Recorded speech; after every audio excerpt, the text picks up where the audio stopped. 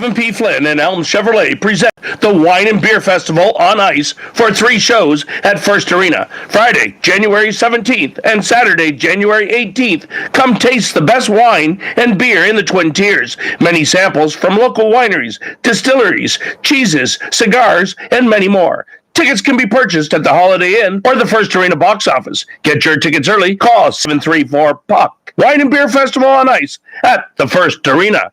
The Elmira Enforcers are at home Friday, January 3rd and Saturday, January 4th. Friday, January 3rd, it's free mustaches and guaranteed win night. Saturday, January 4th, it's free Demet's Turtle Night. That's Friday, January 3rd and Saturday, January 4th at First Arena. Get your tickets early. Call 734-PUCK. Elmira Enforcers, serve and protect.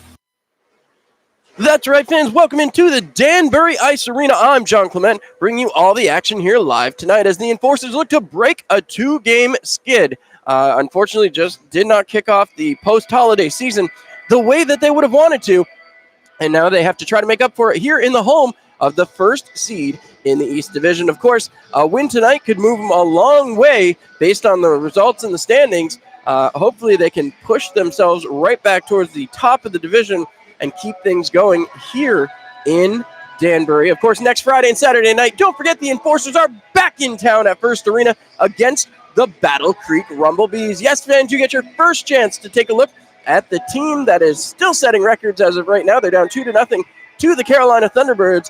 They have yet to win a game, and you have a feeling that streak is going to come to an end sooner or later, and you just hope the Enforcers aren't the victims. After 20 minutes of play in Carolina, Battle Creek 0, Carolina 2. After 20 minutes of play in Columbus, Georgia, 1-0 in favor of the Danville Dashers. And after half a period of play, 1-1, Port Huron and Mentor tied up. So, of course, in that one, pretty obvious the Enforcers rooting for the Port Huron Prowlers would love a chance to jump those Mentor Icebreakers if the Enforcers can come away with a victory here tonight. Of course, a lot to focus on here tonight.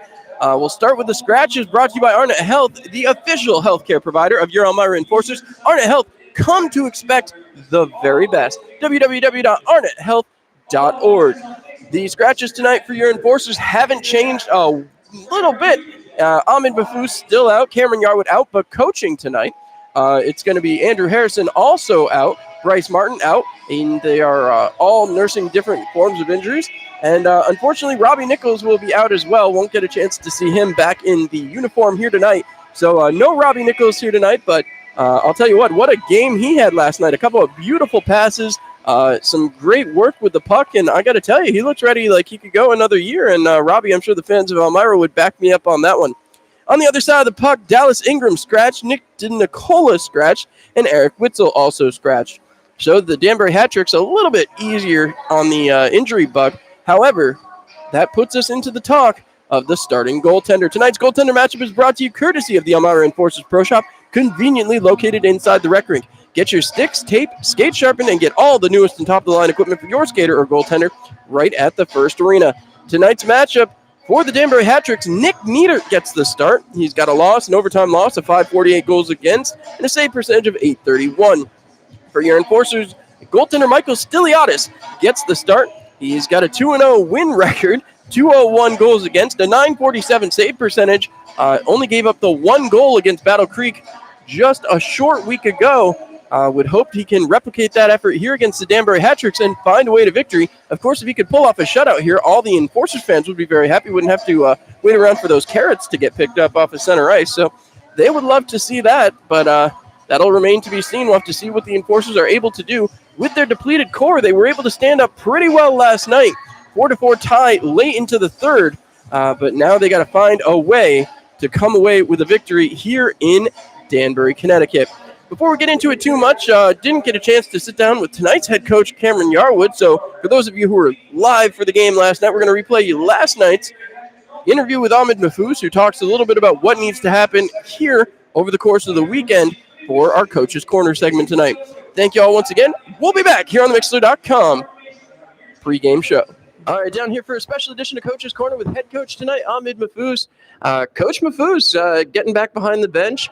Everybody, of course, taking a look earlier today. Brent Clark and Robbie Nichols both in the lineup. What's the strategy using those veteran players? I guess we're going to use their smarts. We're short bodies, and that's just how the hockey game goes, sometimes. So we're fortunate that we got a couple of guys like that could still suit up and help us out. So the strategy just play Enforcers hockey all throughout the 60 minutes. So you played in this league for almost 10 years now. Obviously, this is just part of the rigors of working in this industry. Obviously, the rumor mill was spinning a bit today about everything. How much of that gets seen by the players? How do you guys react to things like that? Or do you try to shut it down, especially on a game day? Oh, yeah, we try to shut it down for sure, especially on a game day. That's just how it goes. Social media these days, everybody can say what they want. It's a forum for them to say whatever they want, and it's their right. They can. Not always is it correct, but we got to take it with a grain of salt and just go day by day about it. And we try to avoid all that stuff when we see people. It's a business, and we got to keep some stuff pretty private, so we don't worry too much about it. Well, tonight, a big game against the first place Danbury Hat Tricks. Of course, a back-to-back. That's not unusual, but perhaps a little more unusual, home and home. Didn't see a ton of this last year. What did you guys do this week to kind of prepare for an unusual situation, but also to be ready to be a home team one night and a visiting team the next? Actually, this week was sort of tough for us to even at all prepare. We had the holiday week here. A lot of people got to go back and see their family, and you need that type of time away from the rink, holiday seasons, to see family and loved ones. And so yesterday, we sort of had a good 20 minutes, and we got sluggish after that.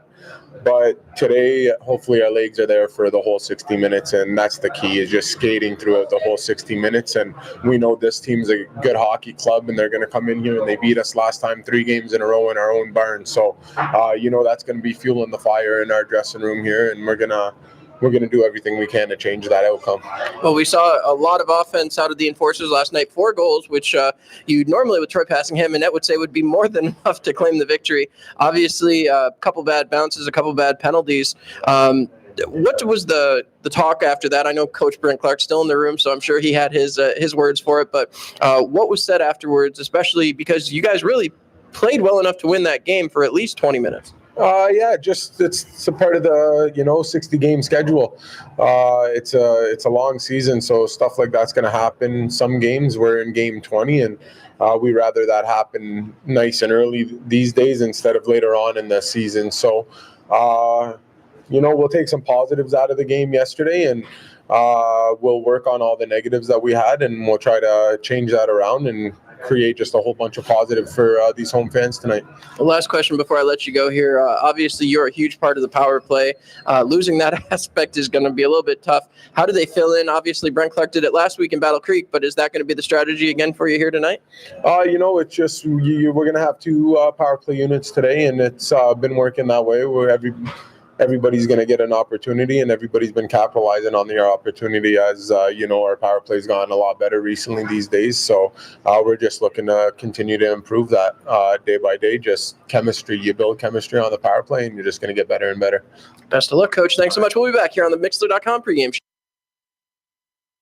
All right, so once again, that was Ahmed Mahfouz last night before the home game. I hope you all enjoyed that session, and always nice to hear from the captain and hear that he's in a good state. That I know everybody was concerned yesterday. So Mahfouz is back, and he's going to be hopefully rejoining the lineup soon. We're very much looking forward to getting Ahmed back in the lineup, and of course, always great to have him just around. And he talked about the power play. What a power play last night! The Enforcers went 3 for 3 against the Hat Tricks. And I'll tell you what, I guess coaching's a little bit easier when you're out there on the ice and can physically direct how you want those passes and everything to go. And Brent Clark did an amazing job of it last night. He continues to rack up points. Perhaps, though, the more interesting side of that, the guy racking up the points last night, well, Glenn Patterson has been absolutely phenomenal with doing just that. And add into that, a beauty of a night from Dustin Skinner. We've been waiting all season. Brent Clark said this is a player that's going to be special. Fans in Elmira are going to love him. And I'll tell you what, that was absolutely amazing to watch Dustin Skinner come out and have that kind of a night. And we hope he can replicate that again. And, well, I'm reading some of the comments on YouTube. Well, thank everybody once again for tuning in. No, we don't normally have a chat function. The chat system tends to allow a little bit more expression than I personally like to allow, the profanity and all of that, and usually just some chirping that doesn't need to be a part of it. If you come to watch a hockey game, we've got the hockey game, and here on the road we do have the chat function open, as that's not able to be taken off. So we do have the chat function here tonight.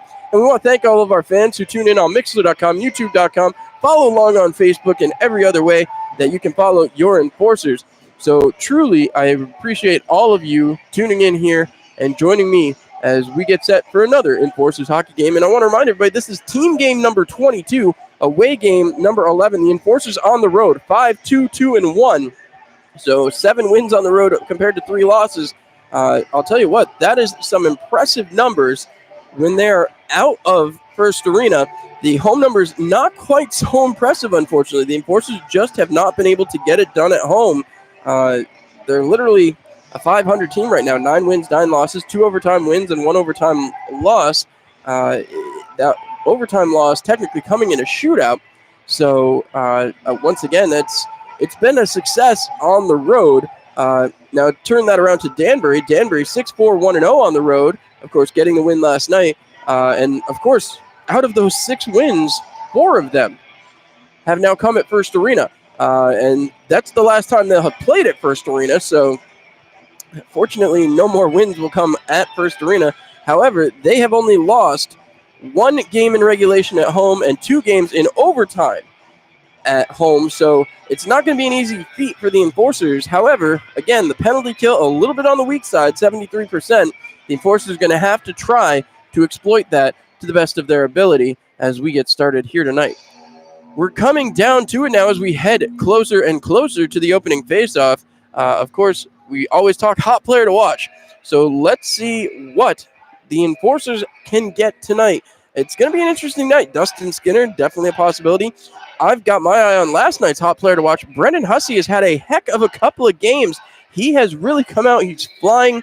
He had Robbie Nichols and Yanni Skropoulos on his line last night, and he's really done an amazing job here as of late. And I'll tell you what, when he gets sparked, that's when things tend to go off. So hopefully he'll get lit up here tonight and get things going, start putting pucks in the back of the net.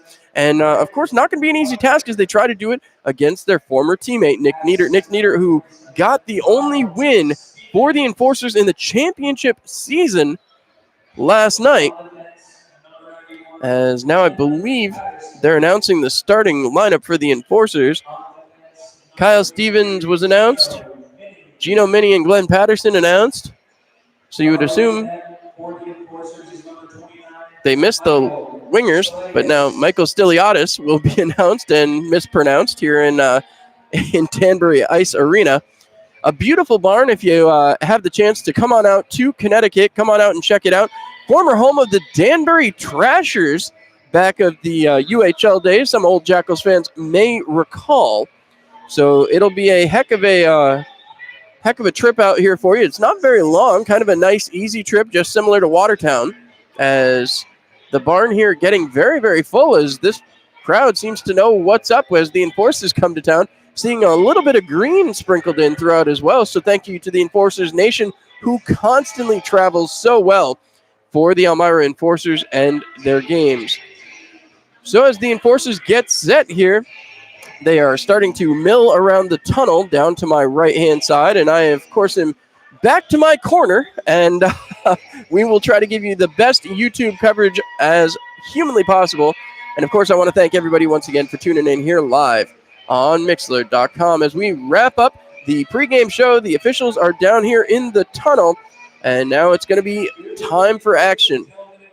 The Enforcers getting set, and the referees getting set. We want to remind you as well, Harlem Globetrotters returning to First Arena February 5th. Don't miss all the high-flying fun and hijinks from America's favorite basketball team. Sorry about that, folks. As they return to First Arena on February the 5th. It will be a heck of a time. If you haven't gotten to see it before, you won't want to miss it this time.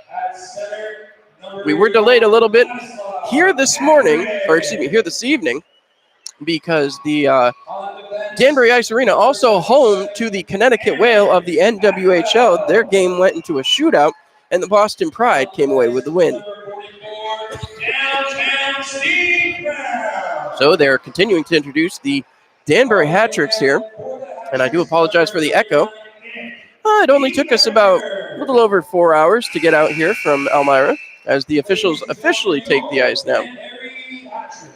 And the introductions were a little bit premature, as the hat tricks had yet to take the ice as they were being introduced. But I believe we'll be remedying that shortly, as I look down and I believe I see Nick Nieder's helmet poking out there. The enforcers still milling in that tunnel, waiting for the signal that it's all clear to come out onto the ice, high-fiving each other down there. And once everybody's on the ice, we will step aside for the national anthem, come back with the opening puck drop as Elmira looks to get things going. So once again, fans, want to remind you to wake up. Dandy has welcomed the new breakfast wrap at Dandy for only $4.25. Your favorite choice of bacon, sausage, ham, or steak wrapped up with cheese and eggs for a great meal any time of the day. Grab a sausage or ham wrap at the Hot Grab and Go, or order at the kiosk. Breakfast never tasted so dandy. So Stiliadis will be in net. Passingham will back him up. And you got to imagine Troy Passingham frustrated after last night. He had a heck of a performance, but just could not come away with the win. As now I'm seeing Bill McCreary walking towards the bench here. So we'll have to see, as he will assumingly not be in the roster here tonight. Nick Nieder led the Danbury Hat Tricks wearing white here at home, a little surprising. So the enforcers in their home black and neon greens, as head coach Brent Clark stopping at center ice to have a word with the officials before we even get underway. So getting interesting already, as Brent Clark already talking with the officials, and I'm not sure what that conversation may have been about, but we're going to get to the national anthem, which means it's time to step aside. We'll be back here on Mixlr.com and live on YouTube. The law offices of Kevin P. Flynn and Elm Chevrolet present the Wine and Beer Festival on ice for 3 shows at First Arena. Friday, January 17th and Saturday, January 18th. Come taste the best wine and beer in the Twin Tiers. Many samples from local wineries, distilleries, cheeses, cigars, and many more. Tickets can be purchased at the Holiday Inn or the First Arena box office. Get your tickets early. Call 734-PUCK. Wine and Beer Festival on ice at the First Arena. The Elmira Enforcers are at home Friday, January 3rd and Saturday, January 4th. Friday, January 3rd, it's free mustaches and guaranteed win night. Saturday, January 4th, it's free Demet's Turtle Night. That's Friday, January 3rd and Saturday, January 4th at First Arena. Get your tickets early. Call 734-PUCK. Elmira Enforcers. Serve and protect. Hello, this is Ahmed Mahfouz, captain of your Elmira Enforcers. If you're looking for something to do when the Enforcers are on the road, come on down to the rec rink and take part in the Rock and Skate.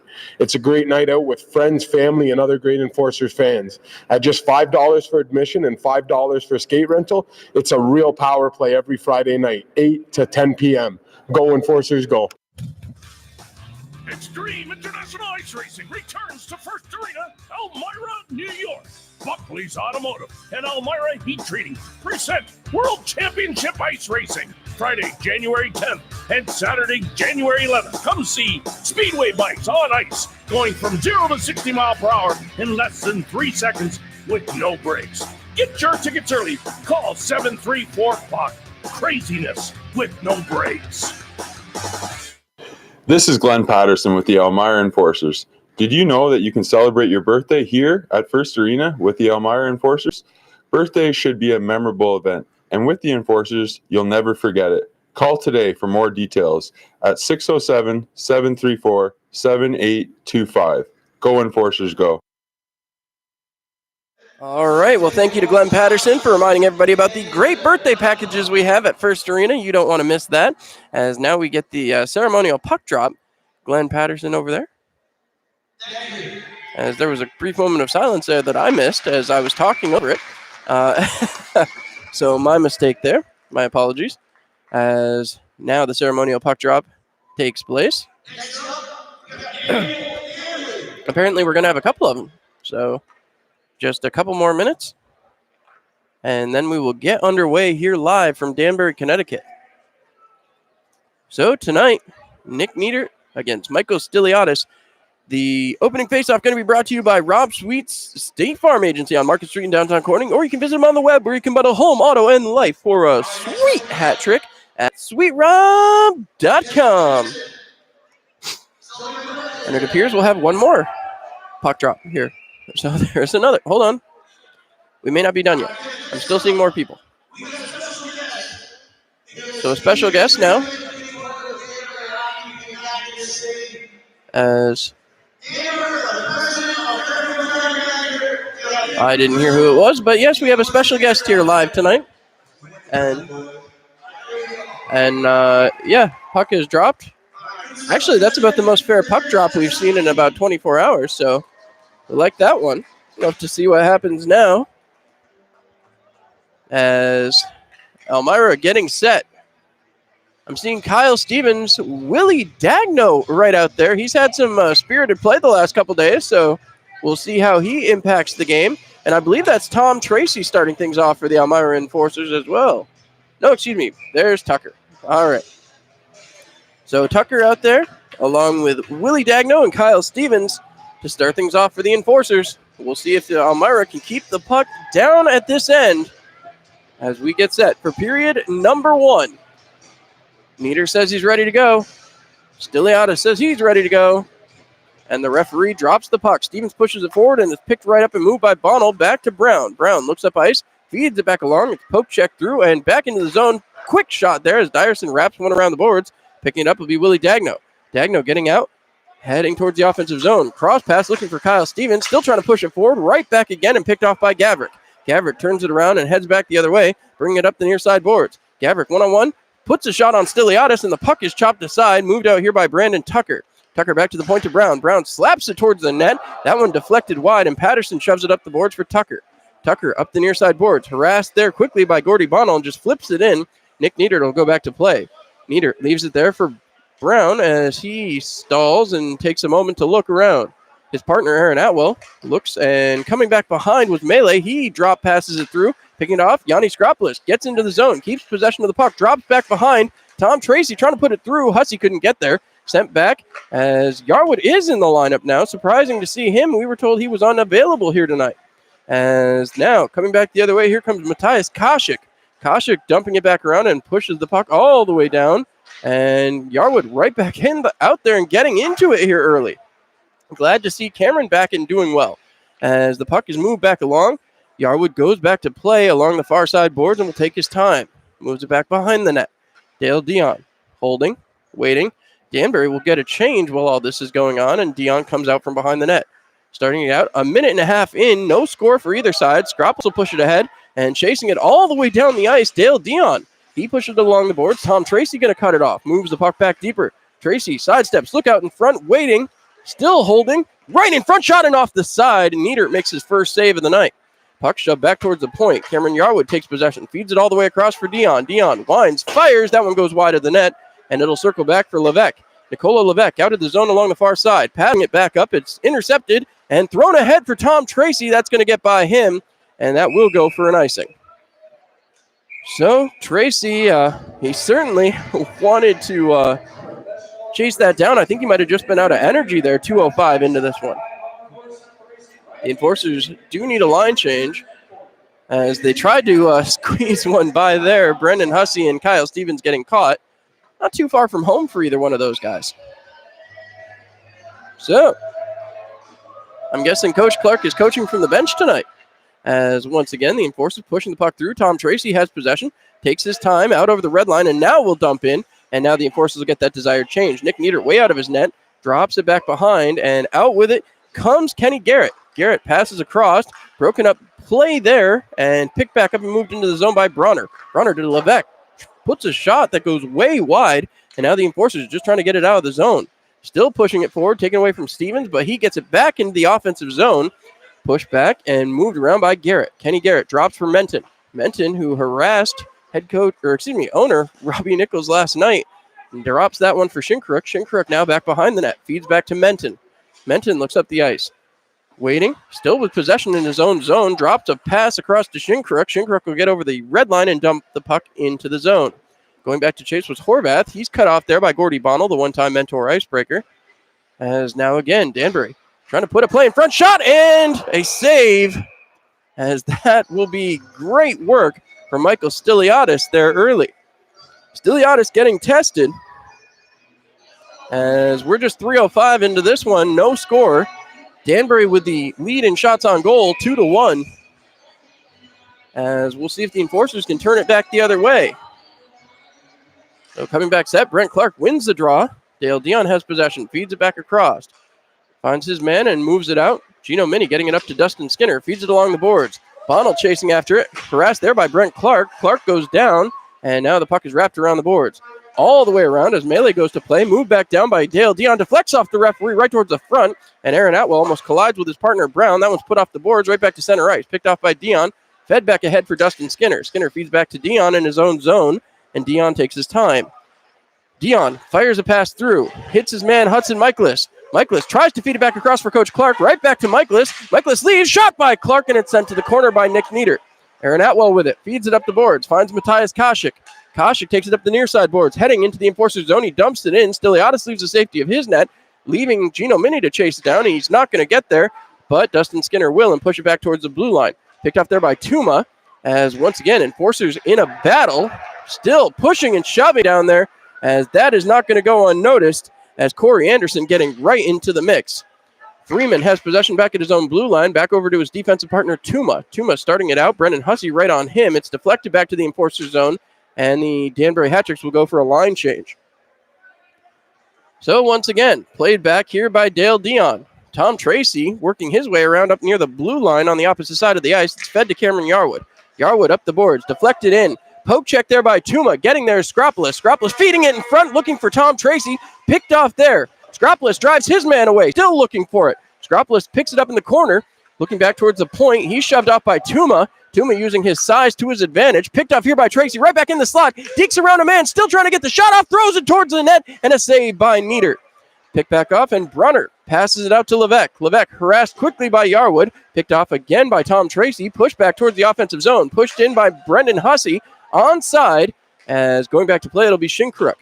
Shinkruk wraps it back around, trying to get it out of the zone. The Enforcers have been all over it here early. Brunner now breaks his way in just off sides. We're going to say Shinkruk got in a foot ahead, as now once again 14:47 to go in period number 1, 0-0. Actually, just to correct you there, Colby, I said Cameron was going to be coaching. Harrison did not make the trip either, so just wanted to rectify that, as Coach Clark is apparently coaching from the bench. The Enforcers lose the ensuing draw just outside their zone. Puck is flipped back in, and going back to get it will be Glenn Patterson. Patterson plays the puck and is pinched off quickly, still moves the puck along as Kyle Stevens gets it up to Brandon Tucker. Tucker trying to move it along the boards. Looking for Kyle Stevens. He was harassed, and Danbury will turn it back around the other side. Glenn Patterson goes back behind his goal to play it as Danbury just dumped the puck in. Fed across. Tucker gets in but can't handle the pass. Looks towards Nick Nieder. Pushes it in front. Right back in front. A shot by Willie Dagno. And no, a rebound opportunity. Couldn't bury it. Tucker right back in, chasing it down. Puck kept in the zone by Tucker. And finally ejected as Glenn Patterson couldn't stand up. Kenny Garrett with some ferocious effort there for Danbury. That puck will be sent 200 feet. That's going to go all the way down and will be an icing as Atwell will beat out Tucker to the puck. 13:58 to go. And the Enforcers tied 0-0, getting the better of the shots on goal so far, as they have the 3-2 advantage. So face off to the right-hand side of Stiliadis. As now we wait. The linesman trying to get this face-off even. As 13:58 to go in period number 1. We're 6:02 into it. Danbury wins the draw. Back to Atwell. Fires towards the net and just by the side. Right back out in front and onto the stick of Willie Dagno. Flips it towards center ice and out of the zone. Turned around by Atwell. Fed back by Koshik. Brown across to Atwell. Atwell back to Koshik. Koshik still hasn't gotten over the red line as he takes a hit from Brandon Tucker. Flipped ahead and Willie Dagno trying to come up with it. Flips by Atwell and will be sent back out by the netminder Nick Nieder. Melee coming across the middle. Harassed by Hudson Michaelis. Melee into the zone. He gets shoved into the boards. Willie Dagno laying the body on, and Hudson Michaelis helping out as the puck's still loose there. Dagno trying to push the puck along. Flipped out here, and Hudson Michaelis takes a shot up high. So this one is now offsides. Danbury going to take advantage and take a change as Igor Babian has possession. He looks up ice, decides to hold on to it, sends it back behind. Dale Dion with possession down the far end of the ice. Swooping through, here comes Hudson Michaelis. Michaelis dumps the puck in.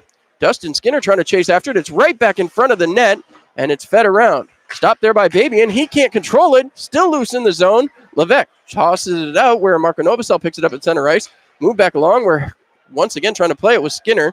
He does come up with it, but had to take it back into his own zone. Waiting and looking up ice again is Dion.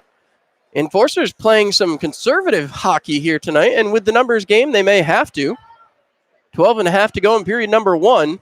Still a 0-0 score as Dale Dion, I don't know if he was seeing high sticks or what. That one deflected at the blue line. Marco Novosel trying to chase it down as that'll be moved along by Freeman. Freeman out of the zone, feeds it across, was looking for Levesque. Turned right back around by the Enforcers, and that one will bounce at center ice. Skinner couldn't get his stick on it. And back the other way comes Brunner, fires, and that one will be blocked down again by Stiliadis. Trying to move it along. The Enforcers having some trouble now. They're pinned in their own zone. Levesque with possession. Looking back towards the defense, decides to cycle instead, going back down low. Pushing back out of the zone, and this is, not going to like this penalty. Shinkruk went down, and the Enforcers are going to go with the penalty kill here when they finally do touch the puck. Brendan Hussey, the lone man in deep, as Shinkruk takes his time back behind. He's fine with killing time. Bonnell now starting up. He's harassed there by Brendan Hussey, and Hussey will touch. So, again, the Enforcers go to a penalty kill here, brought to you by Seneca Beverages. Seneca Beverages reminding you not to get boxed by drinking responsibly as Dustin Skinner heads to the box for a trip. And the Enforcers will go back to the left-hand side of Stiliadis. I'll tell you, the one positive you take out of that, the Enforcers killed a almost 2 full minute 5-on-3 last night. So hopefully they'll be able to do it again. Puck is dropped, moved back along, and the Enforcers throw it back towards center ice. It's picked off and right back in, a shot over the top of the net. Koshik having some trouble handling it. It'll scoop back out to center, and 10 seconds are gone in the power play. Fed back along. Trying to get there is Kyle Stevens. Koshik having some trouble, moves it back down to Melee. So more time being killed as they'll stay behind Nick Nieder. Melee across, moves it up to Dyerson. Dyerson with possession. Trying to work it back out. The puck is flipped down low. Dyerson has possession and rolls it along the boards. Right back up towards the top as that'll be flipped back down and back behind the goal line. The Enforcers happy to keep it back there as now Danbury finally moves it out. Melee winds, fires, and misses the puck. Melee still with possession, however, and moves it back down low. He finds his man down low, Gordy Bonnell. Bonnell moves it back towards the point. Melee comes up with it, passes across, right back across. Shot and a save. And that one will be sent 200 feet. A great play there as Stiliadis stood tall in front on a Vladislav Gavrik shot. Enforcers will make a full change here with less than a minute to go in the man advantage. Melee drops it there. Playing it up is Anderson. Anderson playing just his second game in a Danbury Hat-Tricks uniform. Puck is moved away. Horvath deciding to stay in front of the net, not giving him a lane to get a pass through. That one deflected off again and to the far side boards. Marco Novosel right back out there on the PK unit. Puck sent back, winding, firing, kick save, Stiliadis. Pushed to the far wall. Again, back to Aaron Atwell. Atwell harassed by Novosel, sent back to the point again. Levesque back across. Right back towards the center, a shot, another attempt, trying to poke check it out, and the Enforcers still digging. Atwell trying to move it back down. Less than 20 to go in the man advantage. Fed back to the top. Going for it is Tucker. He starts out of the zone. Here comes Brandon Tucker. Lifts the stick, moves it in the offensive zone. Still trying to cut through, and Atwell poke checks it away. Atwell harassed by his same number, Brandon Tucker, as Atwell will send it out. Levesque heads up. Poke check away. In onside shot saved by Stiliadis, and the PK is over. The Enforcers kill one off. So that'll take us to the media timeout. We'll be back here on Mixler.com. Tie score 0-0. The Elmira Enforcers are at home Friday, January 3rd and Saturday, January 4th. Friday, January 3rd, it's free mustaches and guaranteed win night. Saturday, January 4th, it's free Demet's Turtle Night. That's Friday, January 3rd and Saturday, January 4th at First Arena. Get your tickets early. Call 734-PUCK. Elmira Enforcers. Serve and protect. All right, and with that, we are back live here as they're Macarena-ing here in the crowd. A lot of the people who are doing the Macarena-ing were not alive when the Macarena came out. So the Enforcers have to be doing their own form of Macarena-ing because they just killed off a 2-minute penalty kill. They've been perfect so far against Danbury here in the last 2 games. Halfway through the first period, as the faceoff one back, Danbury shoots it, and Tuma's shot deflected away. Dale Dion goes back to play, wraps it around the boards. He finds Hudson Michaelis. Michaelis throws it back towards center ice, cut off by Melee, and Melee gets run into by Hudson Michaelis. Puck still moved back down for Koshik. Koshik will play it back behind the net where it's picked up by Dale Dion. Picked up by Dustin Skinner. Skinner fires it wide, trying to find Hudson Michaelis. That one will be touched. They're going to say no icing. Nick Niedert was trying to sell it as his own man touched the puck. Koshik will go back to play. Koshik back behind his net, taking it out over the blue line, heading towards center ice. Puck is knocked down. Good play there by Skinner. That'll be wrapped all the way around, and Dale Dion has to chase it. 8:50 to go in period number 1. Move back along again. Fed back to center ice. Harassed, and Koshik dumps it right back in as Michaelis couldn't break through 3 Danbury defenders. So Dale Dion setting it back up. Feeds it across the far side. This is Gino Mini. Mini cutting over the red line into the offensive zone. Cutting through, waiting, winding shot, and a kick saved by Nick Nieder. Taken down was Gino Mini on the hook, and the Enforcers will go to the power play, which has been hot, hot, hot. The Enforcers with 3 power play goals last night on 3 attempts. As taking a seat will be Casper Dyerson. And the Enforcers go back to the Labella power play, reminding you we are powered by partnership. So we'll see if the Enforcers can get the job done here, and we want to apologize once again for the unfortunate placement here. There's a bar, and there's not much we can do about that. So our apologies, Enforcers fans, but hopefully you'll still be able to see it if the puck crosses the line. As, once again, Clark matching up with Shinkruk. Shinkruk wins the draw. Atwell being harassed immediately as the Enforcers digging for the puck.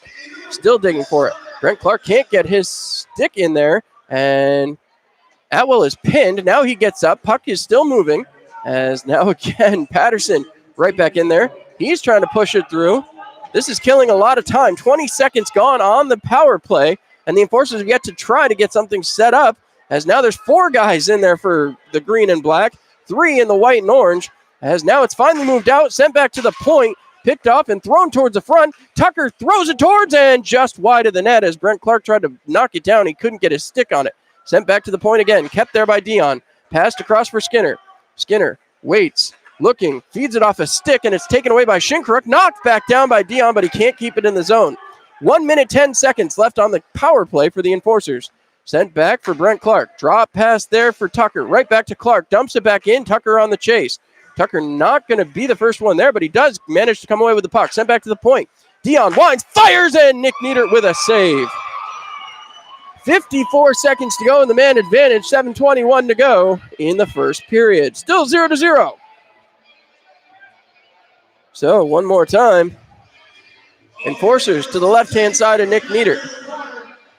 Clark and Gabrick. Clark definitely with the height advantage there on the faceoff as he's a lot lower to the circle. Now moved along by Dion. He's way down low, swapping with Brent Clark. Dion waiting, looking, firing. That one's flipped up into the netting. So that'll keep the faceoff inside the zone. 44 seconds to go on the power play. Enforcers only 6 shots so far here in the first, a rather low number for them. As Clark ready to take the draw. Gavrik digging for it. before the puck's even dropped. Clark trying to get the angle, wins it back to Dale Dion. Dion couldn't handle it, and now it's moved out of the zone by Martin Tuma. Tuma dumps it all the way in, and with 35 seconds to go, the Enforcers still looking to get it set up. Have not had the chance as of yet. Moving it out is Dale Dion. He takes his time, looks up the ice, feeds it across, finds Kyle Stevens. Stevens into the zone. Cutting across, drops back for Brent Clark. Brent Clark feeds it back to the point, and Dion can't handle it. Gabrick going to get the jump. He's going to make it to the puck with 15 seconds to go on the kill. Right across, waiting, trying to fire his bottle. Poke checked away from him, and Stiliadis knocks it away. Back the other way, here comes Kyle Stevens. 8 seconds to go on the advantage. He's got Skinner with him, and they're going to say Skinner came in a step early. So with 5 seconds to go, it's 0-0 here in the 6-minute, 32-second mark. Well, 6:32 left to go here in the first period. 5 seconds to go on the first power play of the night for the Elmira Enforcers. As we'll see if they're able to pull something off here. Brendan Hussey, Yanni Skropoulos, Tom Tracy out on the front side, Horvath and Yarwood on the backside. Puck dropped. Danbury wins it back into their own zone. That will kill off the remainder of the power play, but still digging for it. Tom Tracy trying to get in there. Puck is moved back along, knocked back down by the Enforcers. Tracy will get there. Tracy taking his time, wraps it back around the boards. Skropoulos chases it down. Skropoulos will come away with it. Skropoulos tries to throw it in front. Anderson trying to move it. Tracy knocks it down again. Tracy has it taken away from him, and now Brown chasing it. Brown goes back for it. Brendan Hussey ties him up, and again, the puck moved back. Tom Tracy steps in again, taking it away. Tracy looking, waiting, still with patience. Tracy trying to move it back along. Skropoulos comes away with it, feeds it for Brendan Hussey. Hussey back to Skropoulos. Skropoulos back to the point. Horvath wraps it around. Left there for Tom Tracy, fed back to Brendan Hussey. Hussey circling, waiting, looking, drops again for Horvath, fires over the top of the net, bounce back along, Skropoulos settles it down, fires it through the crease, and can't hit the net. Anderson has it poke checked away from him momentarily, skitters back out to center ice, and now Cameron Yarwood on his man melee as he enters the zone, hits off Cameron Yarwood's backside, and that puck will be sent right back to Tom Tracy. Tracy gains the red line, and right into the glove of McGuckin. So... not quite what you want to be aiming for if you're Tom Tracy, but we'll have to see what comes here tonight. 5 minutes, 20 seconds to go in period number 1, 0-0 the score. Of course, things did get heated last night, so you wonder what will come of the second game of this series. Stevens to take the draw against Shinkruk. The referee not happy with the wingers on the offside there, as now a puck pushed back. Danbury wins the draw. Tuma over the red line, dumping it back in. Glenn Patterson collects it right on his stick, fed back out. Tucker feeding across for Willie Dagno. Dagno trying to throw it in, but now will just take possession. Dagno flipping it into the zone, beats Tuma to the puck, trying to wrap it around. Dagno still with possession, feeds it back up towards the point. Knocked down by Gino Mini, right back to Kyle Stevens, fires and goes just wide. Puck rolls up the near side boards. Freeman battling for it. He will get out of the zone, still cutting towards Glenn Patterson. Patterson steps in the way. Freeman still keeps the puck right out in front. Deflected away again by the Enforcers. Trying to slap it up the boards. Stevens couldn't come away with it. A firing shot, and it's knocked down by Glenn Patterson. Back to center ice. Picked off again by Menton. Menton harassed quickly. Picked off and moved by Brandon Tucker. Tucker trying to throw it around. Menton being very physical against the boards with Tucker. Not sure how that wouldn't have been a holding call, but back the other way comes Shinkruk. Shinkruk drops. Menton fires. Kick save Stiliadis. And again, the Enforcers right back to work. Trying to get it out. Michaelis has it go off his foot. Dale Dion will step up. Dion takes it in the offensive zone. Not afraid to come 200 feet. Puts a shot on underneath Nick Nieder. And that one almost skittered through.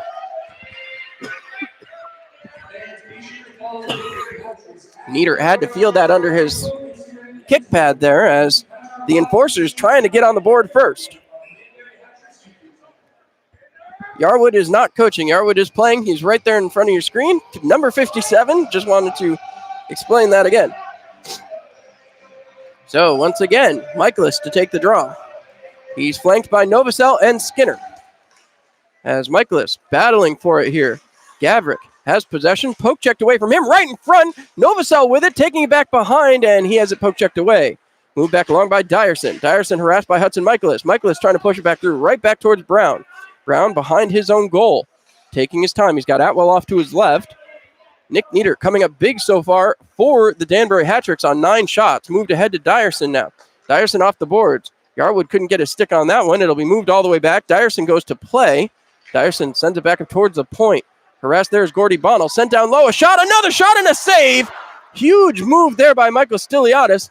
Puck is poked back towards the point and unable to come through with it. Where the Enforcers, now Skinner has possession. Skinner looks up ice, feeds it across for Novosel. Novosel just hammers it towards the Danbury zone and will go off for a line change. Fed back out. Here comes Anderson back the other way. Anderson fires. Saved by Stiliadis right in the gut. Hits the Enforcers logo, and that's going to be the easiest stop Stiliadis has all night. So, 0-0, 3:10 left to go in period number 1.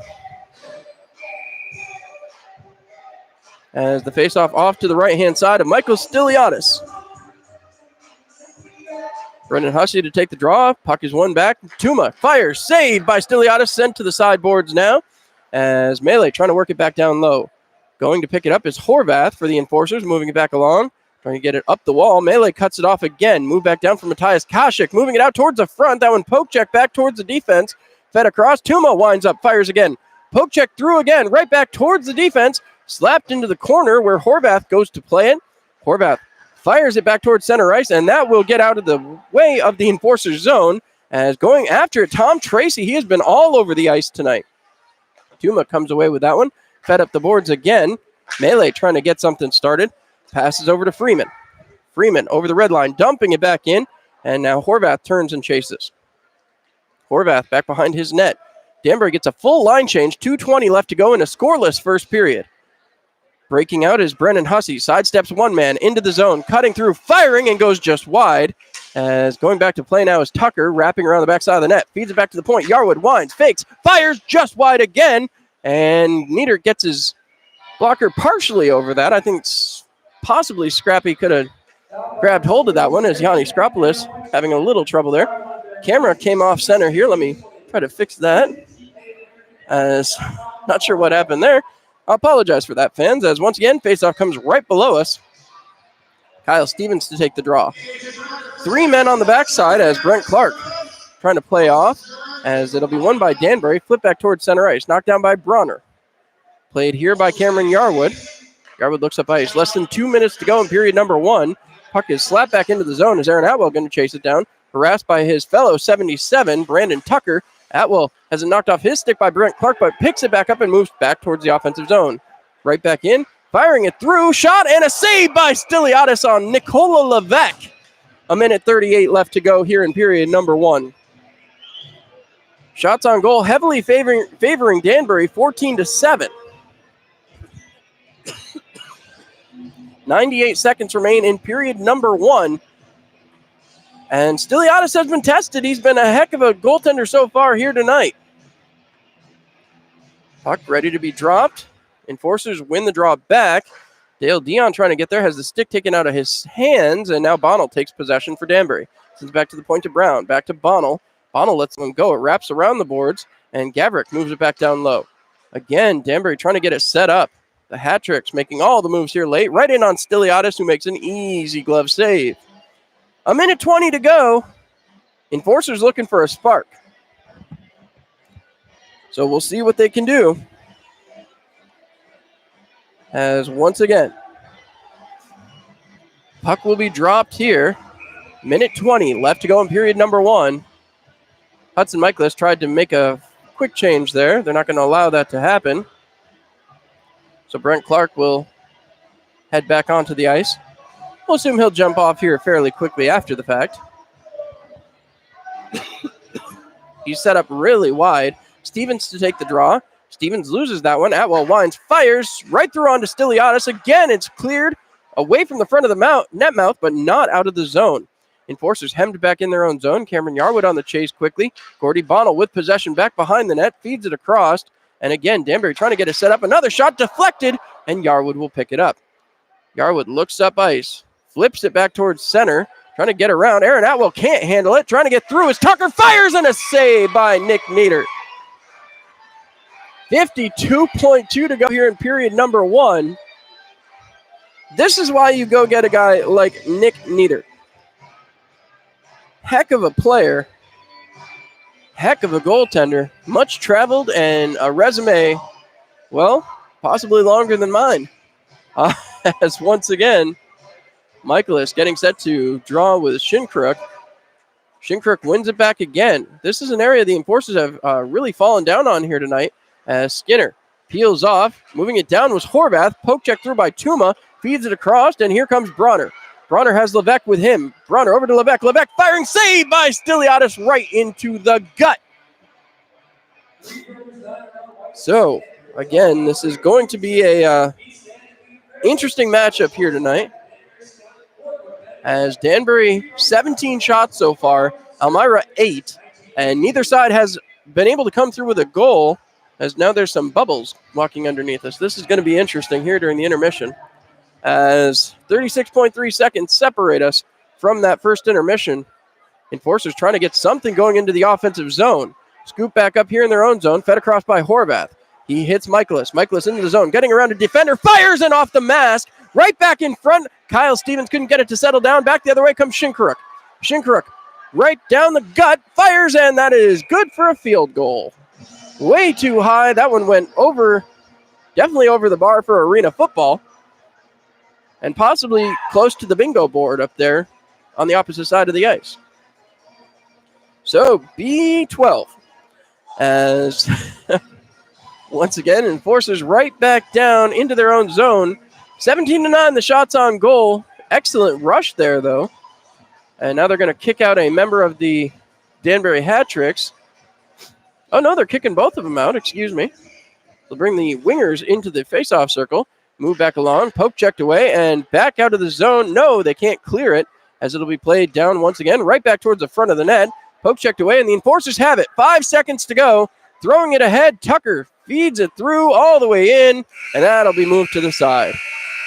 So, no score after one. The Enforcers, well, they weathered the storm, to say the least. 17 shots on goal, and Michael Stiliadis coming up big, putting up a goose egg.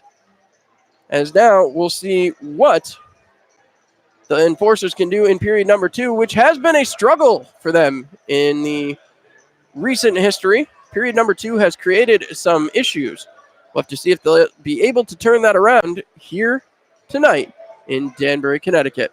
So Enforcers head for the locker room at 0-0. Stay with us here on Mixlr.com. The law offices of Kevin P. Flynn and Elm Chevrolet present for 3 shows at First Arena. Friday, January 17th and Saturday, January 18th. Come taste the best wine and beer in the Twin Tiers. Many samples from local wineries, distilleries, cheeses, cigars, and many more. Tickets can be purchased at the Holiday Inn or the First Arena box office. Get your tickets early. Call 734-PUCK. Wine and Beer Festival on Ice at the First Arena. The Elmira Forces are at home Friday, January 3rd and Saturday, January 4th. Friday, January 3rd, it's free mustaches and guaranteed win night. Saturday, January 4th, it's free Demet's Turtle Night. That's Friday, January 3rd and Saturday, January 4th at First Arena. Get your tickets early. Call 734-PUCK. Elmira Enforcers. Serve and protect. Hello, this is Ahmed Mahfouz, captain of your Elmira Enforcers. If you're looking for something to do when the Enforcers are on the road, come on down to the rec rink and take part in the Rock and Skate. It's a great night out with friends, family, and other great Enforcers fans. At just $5 for admission and $5 for skate rental, it's a real power play every Friday night, 8 to 10 p.m. Go Enforcers, go. Extreme International Ice Racing returns to First Arena, Elmira, New York. Buckley's Automotive and Elmira Heat Treating present World Championship Ice Racing. Friday, January 10th and Saturday, January 11th. Come see Speedway bikes on ice going from 0 to 60 mile per hour in less than 3 seconds with no brakes. Get your tickets early. Call 734-PUCK. Craziness with no brakes. Another period of Enforcers action in the books down here with Dustin Skinner. Dustin, an amazing game last night. How's it feel to get things going your way here later in the season? It's good. It's good. Finally feeling like I can contribute to the team, and scoring some goals is kind of why they brought me in. So finally doing my job, and got a little lucky last night, and unfortunately we fell short. But we played a pretty good game last night, so hopefully we can pull off a win tonight. In a roster that's really been decimated by injuries, how important is it for veteran guys like yourself to step up into that role and really make a difference in games like last night? It doesn't really change much. We have a lot of guys. Obviously we're missing a lot of key pieces to the puzzle, but we have a lot of guys that can step in and kind of play their game. Whether it's the third line role, first line role. We have a lot of guys that can play it. It's just finding that chemistry on who's working well together, who can fill in those spots where those guys are missing. When you talk about chemistry, I got to point it out. You and Coach Brent Clark in the lineup together, for some reason, that really seems to be effective in working out. Is that from history? How has that chemistry developed so quickly? Yeah, we played before. We played together before. He's an older player too. We kind of. I feel like we see the game the same. It's just little area passes, and just. He kind of, I don't know, he kind of sees the play happening before it happens, and I feel like that kind of comes with, the age in the game, being around the game for so long. But, it's good to play with them. Having that hockey IQ out there is, it helps a lot. Well, that being said, power play went 3 for 3 last night. A power play that got off on the season 0 for 22. It's clearly picked up lately. Special teams have scored in the past 16 games. I mean, you can't doubt that, but 3 for 3, that's pretty rare. And against a Danbury team that has struggled on the penalty kill, how important is it going to be to find that effectiveness again here tonight? Power play is huge on any game. You got to capitalize when you can. We've had trouble with that, but like I said, it's just finding the pieces of the puzzle and finding that chemistry. Power plays are, getting that chemistry. It's tough to find because, you want all the guys out there that, are going to be a threat, on that scoring chance. So it's just tough to find the pieces. But, whoever stepped in so far, they're doing a pretty good job. So it's we're doing pretty well. Well, last question before I let you go. The back-to-back here is nothing new. Everybody's very familiar with this, but home and home, this is brand new for this club in its entire existence. We haven't seen this. How did the team have to get ready after last night? Obviously, you want to get right back out there and try to avenge the loss, but with the bus travel and everything else, how does that change the game for you guys here tonight? It mainly starts with last night, getting home, getting some sleep, making sure you get your sleep before the bus, do your stretches before the bus, make sure you stretch it when you get off the bus, doing everything you need to do to get ready for the game when, getting off that bus.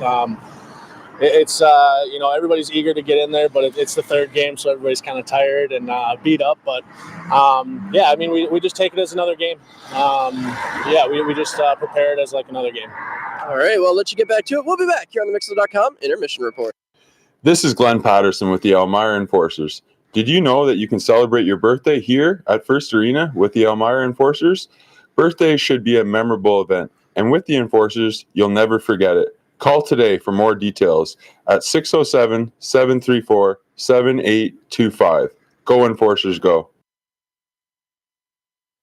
All right, and with that, we are back live, 0-0 after one period of play. Enforcers, I'll tell you what, that's an interesting way to start this game. They played it a little conservatively.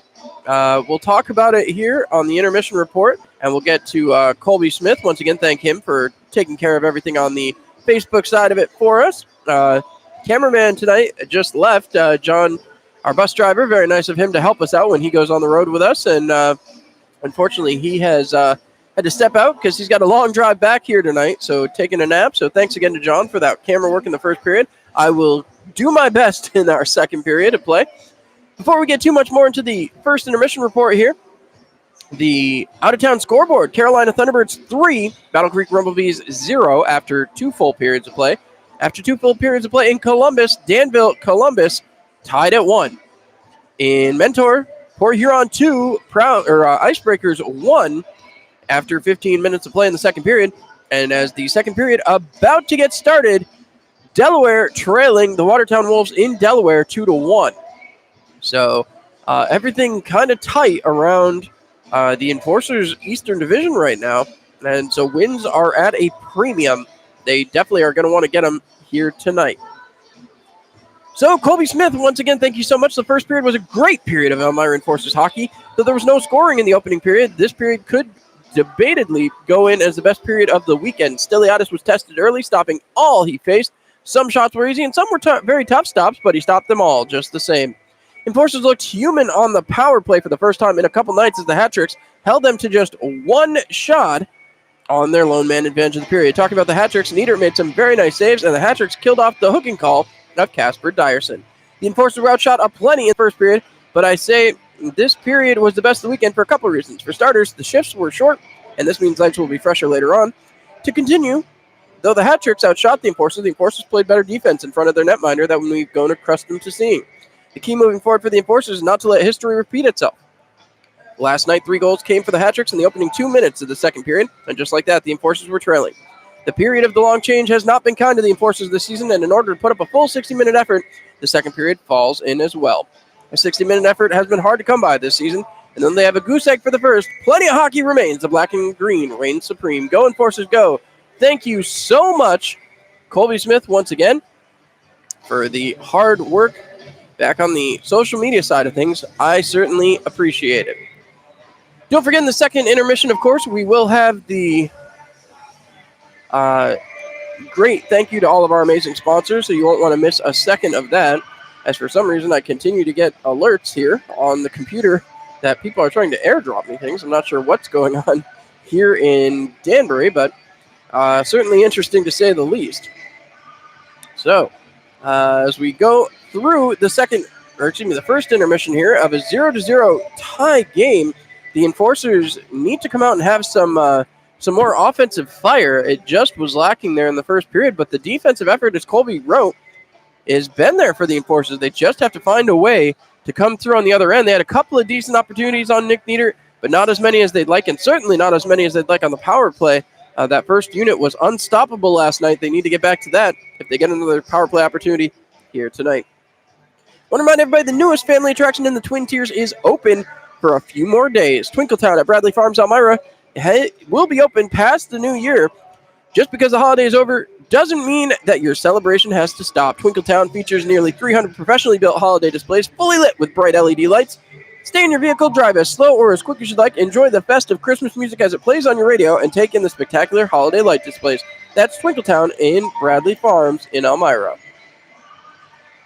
So, Zamboni finishing its tour of duty means we're going to step aside one more time, and then we'll be back for the second period of play. You're listening to Elmira Enforcers Hockey on Mixlr.com. Hi, this is Marian Decker, and at the Decker Agency, we've got over 34 years experience in helping our clients get the best insurance coverage possible. We're local and we're trusted. We've built our business on the idea that customers should be treated like family. At the Decker Agency, we offer free quotes and consultations. Clients can build their coverages to best suit their needs and budget. Please stop into our office at 416 East 14th Street in Elmira Heights or call us at 607-734-1100 to schedule your free consultation today. And like the Marian M. Decker Agency, LLC on Facebook. At the Decker Agency, we help you protect what matters most. Fresh off the Evan Davies tournament in Waverly, Hemp Geek is pleased to announce 2 new locations just inside the Arnott Mall in Big Flats, and now Hemp Geek of Owego celebrating their grand opening on Lake Street October 19th. Hemp Geek offers discounts to military veterans, first responders, and seniors, along with the lowest pricing in the CBD market. Hemp Geek, your #1 local CBD specialist in the Twin Tiers. This is JT Walters with your Elmira Enforcers. I love getting out in the community here in Elmira, but I also know it can be hard to find things to do. We at the Enforcers have a great fix for that. With deals for groups of 10 or more, Enforcer games can be a great and affordable time for you and your friends to come out and enjoy downtown Elmira. Go Enforcers, go. Great teammates can be hard to find. The ones who give their all. Every bit of heart, talent, and commitment. When you find those players, you know they're special. They're great athletes and friends. They can help your team win. So, should it matter that they're a certain race, a different religion, where their family is from, or whether they're straight or gay. At You Can Play, we think an athlete's contribution to a team sport matters more than any other way you might look at an athlete, from the perspective of a teammate or a fan. You Can Play is committed to making locker rooms safe and sports venues welcoming for all athletes, based on their heart, talent, and commitment, and nothing else. Because if you can play, you can play. Visit youcanplayproject.org for more information about how including all athletes for who they are encourages honesty and teamwork and makes all sports better. If you can play, you can play. This is Kyle Stevens of your Elmira Enforcers. Coming to an Enforcer game is pretty sweet, but getting to sit high atop the building and having catered food brought is only available in First Arena Suites. Whether it's a small group or a big party, we can set you up. There are still a few nights left available, but call now so you don't get shut out. The number is 607-734-7825. Go Enforcers, go. All right, so a big thanks to Kyle Stevens and, of course, former Enforcer JT Walters. So thank you so much to those guys for helping me out and recording some commercials, as Glenn Patterson and Ahmed Mahfouz also did the same. As now we are getting down to it. Enforcers starting to appear down in that tunnel down there. As now, once again, time ticks away. As now it's the period of the long change. We've talked about it. This has been a struggle for the Enforcers here. Need to find a way to come away with a couple of points here. Push the pace of play if they can. We'll see what they can do here in period number 2. Head coach Brent Clark didn't see a lot of ice time. I'm certain he's not used to getting the amount of minutes he's been faced with here over the last few days. But we'll see how he handles it as we get a good look down the ice surface as we get set and ready for period number 2. That means the opening faceoff coming up, courtesy of Rob Sweet State Farm Agency on Market Street in downtown Corning. Or you can visit them on the web where you can bundle home, auto, and life for a sweet hat trick at sweetrob.com. All right, so seeing Danbury Hat Tricks jerseys, but they seem to just be fans at this point. Still waiting on the officials to make their way back to the ice surface. As we are about wrapped up here in the first intermission. 40 more minutes of hockey to go. And we'll have to see what they can do. As, again, Nick Nieder, he was solid for the Enforcers all year last year. And so far, against 9 shots, he's been solid here tonight. However, that being said, he's given up a couple of rebounds that if the Enforcers start to swarm the front of the net and play like they were playing last night, they're going to be able to tap a couple home fairly easy. I talked about it at length last night. Glenn Patterson stuck with pucks, and it was absolutely amazing. He stuck with them. He played them through, and that's what accounted for his 2 goals last night. It wasn't first opportunities. It was second follow-through chances, and Glenn got the job done. So he's going to need to do it again here tonight. As now the door opens down here to my left. I believe we'll see some of those zebra stripes start to head towards the ice surface. As once again, the continuing attempted drop boxing of my phone, of my computer here, continues to send off that little ping. So I apologize if that's coming over the air. As always interesting here at a visiting arena. So as I look around the crowd, again, mixing in some Enforcer green. Saw Brendan Hussey's dad a little bit earlier in his black and purple jersey from back on Domestic Violence Awareness Night. Was happy to see he went home with that one. As now here comes the Danbury Hat Tricks coaching staff. Again, Bill McCreary played last night, not playing here tonight. So he will have a little bit of a breather. Fortunately able to do that with a more fuller lineup than the Enforcers are currently able to put out on the ice due to injuries. And I'll tell you, that injury bug comes and it strikes hard. The Enforcers learned it last year, as there's the zebra stripes, which will mean that the Enforcers will head back onto the ice here momentarily. And Nick Nieder will head down to the far side of the ice for the Danbury Hat-Tricks. Here comes Michael Stiliadis making his way down to the far side of the ice. Brendan Hussey quick to follow him off. That's a little surprising. I'm taking a look. I'm trying to look for Glenn Patterson. He's usually the second man on the ice. I'm taking a look, waiting for him to appear down here. As making their way out. I see Skinner. There's Glenn Patterson. Okay, so obviously, as I'm talking about the injury bug, there's concern when you don't see a player in his usual position. So as the clock continues to wind down, Enforcers getting set for period number 2. We'll see what they can do here now. It's going to be the period of the long change, which we've said it a couple times, not friendly to the Elmira Enforcers thus far this season. So we'll see if they choose to start it off the same way they started off the game. As I look down, it appears it's going to be Steven. Yeah, it looks like it'll start off exactly the same. Tucker Stevens, Willie Dagno earning himself a heck of a jump in the lineup. As he's competing here with this line. I mean, you can't call any line a first, second, or third line here with head coach Brent Clark. He certainly likes to mix that up. Ahmed Mahfouz generally is the representation of the first line, which is this line here. But, you know, Willie Dagno making a huge jump up there, and he's played well here tonight. So it's good to see him getting out there and getting an opportunity as the Enforcers start to bang the boards. Puck will be dropped here. Stevens pushes it back, and the puck is moved back towards the netminder, Michael Stiliadis. Deflects it towards the corner, picked off there, and moved by Gordy Bonnell. Push back ahead. Willie Dagno has possession, feeds it back through towards center ice where Tucker takes possession. It's dumped right back in by Brown, fed back behind, and it'll be picked up by Gino Mini. Mini starting it out. Mini gets chopped down there.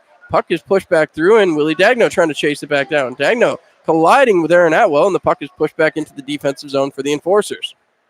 Pushed out by Stiliadis over to Glenn Patterson.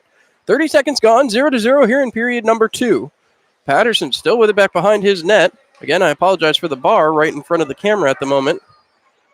Unfortunately, due to positioning, this is where we're kind of stuck at. So Patterson with possession. He takes his time, allowing more precious time to tick off here as he's about to be harassed by Melee. Patterson waiting, and some fans here humming the Jeopardy theme. So Patterson starts out, feeds a pass along, looking for Tucker. That's going to go all the way down, and that will not be an icing.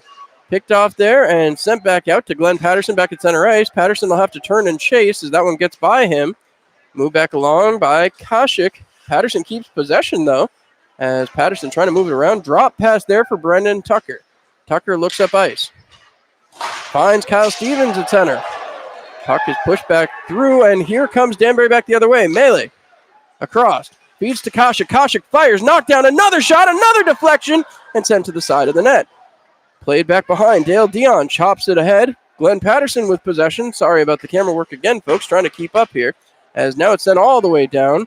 No icing called as Tucker was chasing that one down. Puck is still back behind.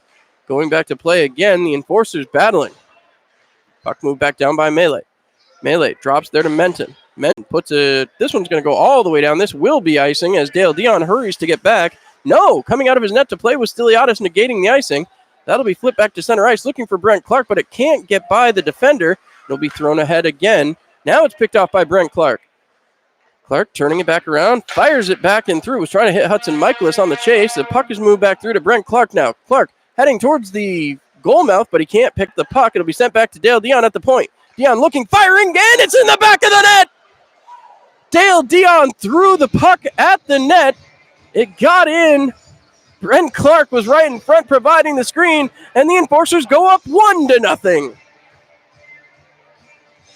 As a carrot just flew out from the stands. I think one of the fans misunderstood how that carrot thing works here in Danbury. As the Elmira Enforcers strike the board first.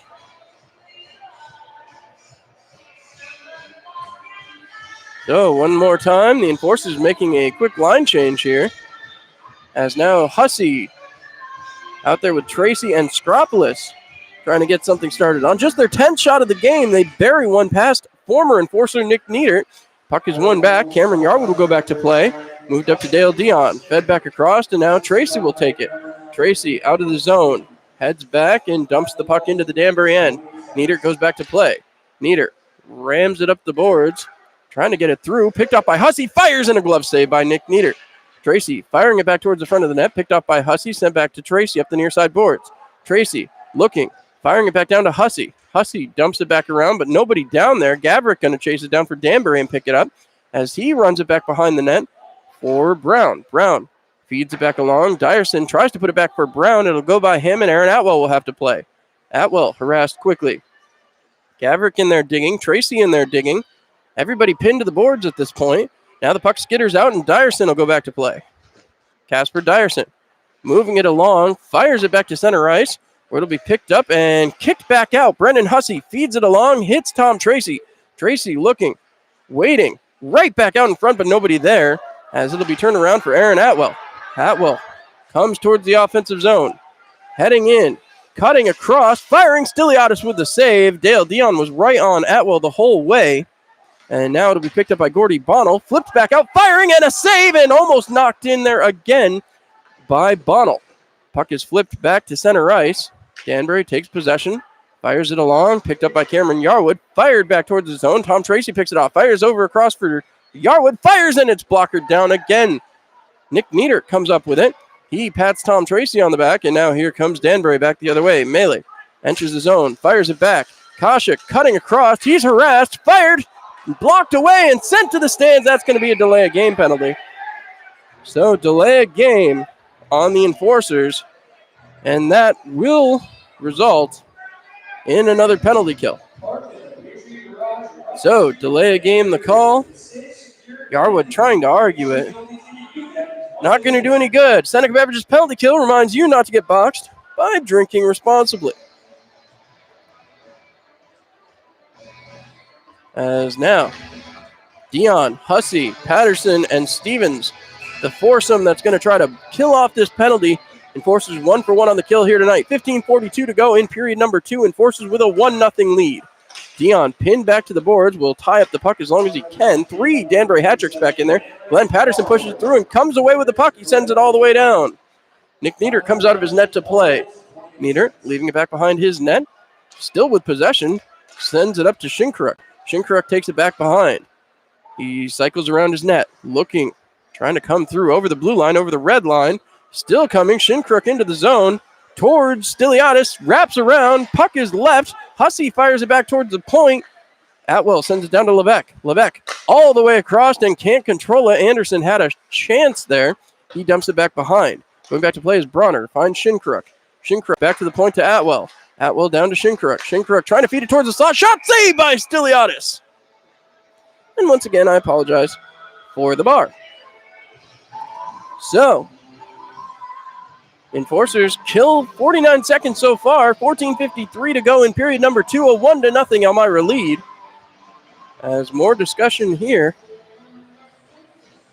As Tucker out there with Novosel, Patterson, and Horvath on the kill this time.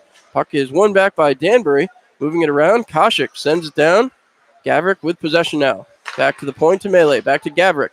Gavrick across towards the slot. Kashik shot just wide of the net. Dyerson with possession. Dyerson looking.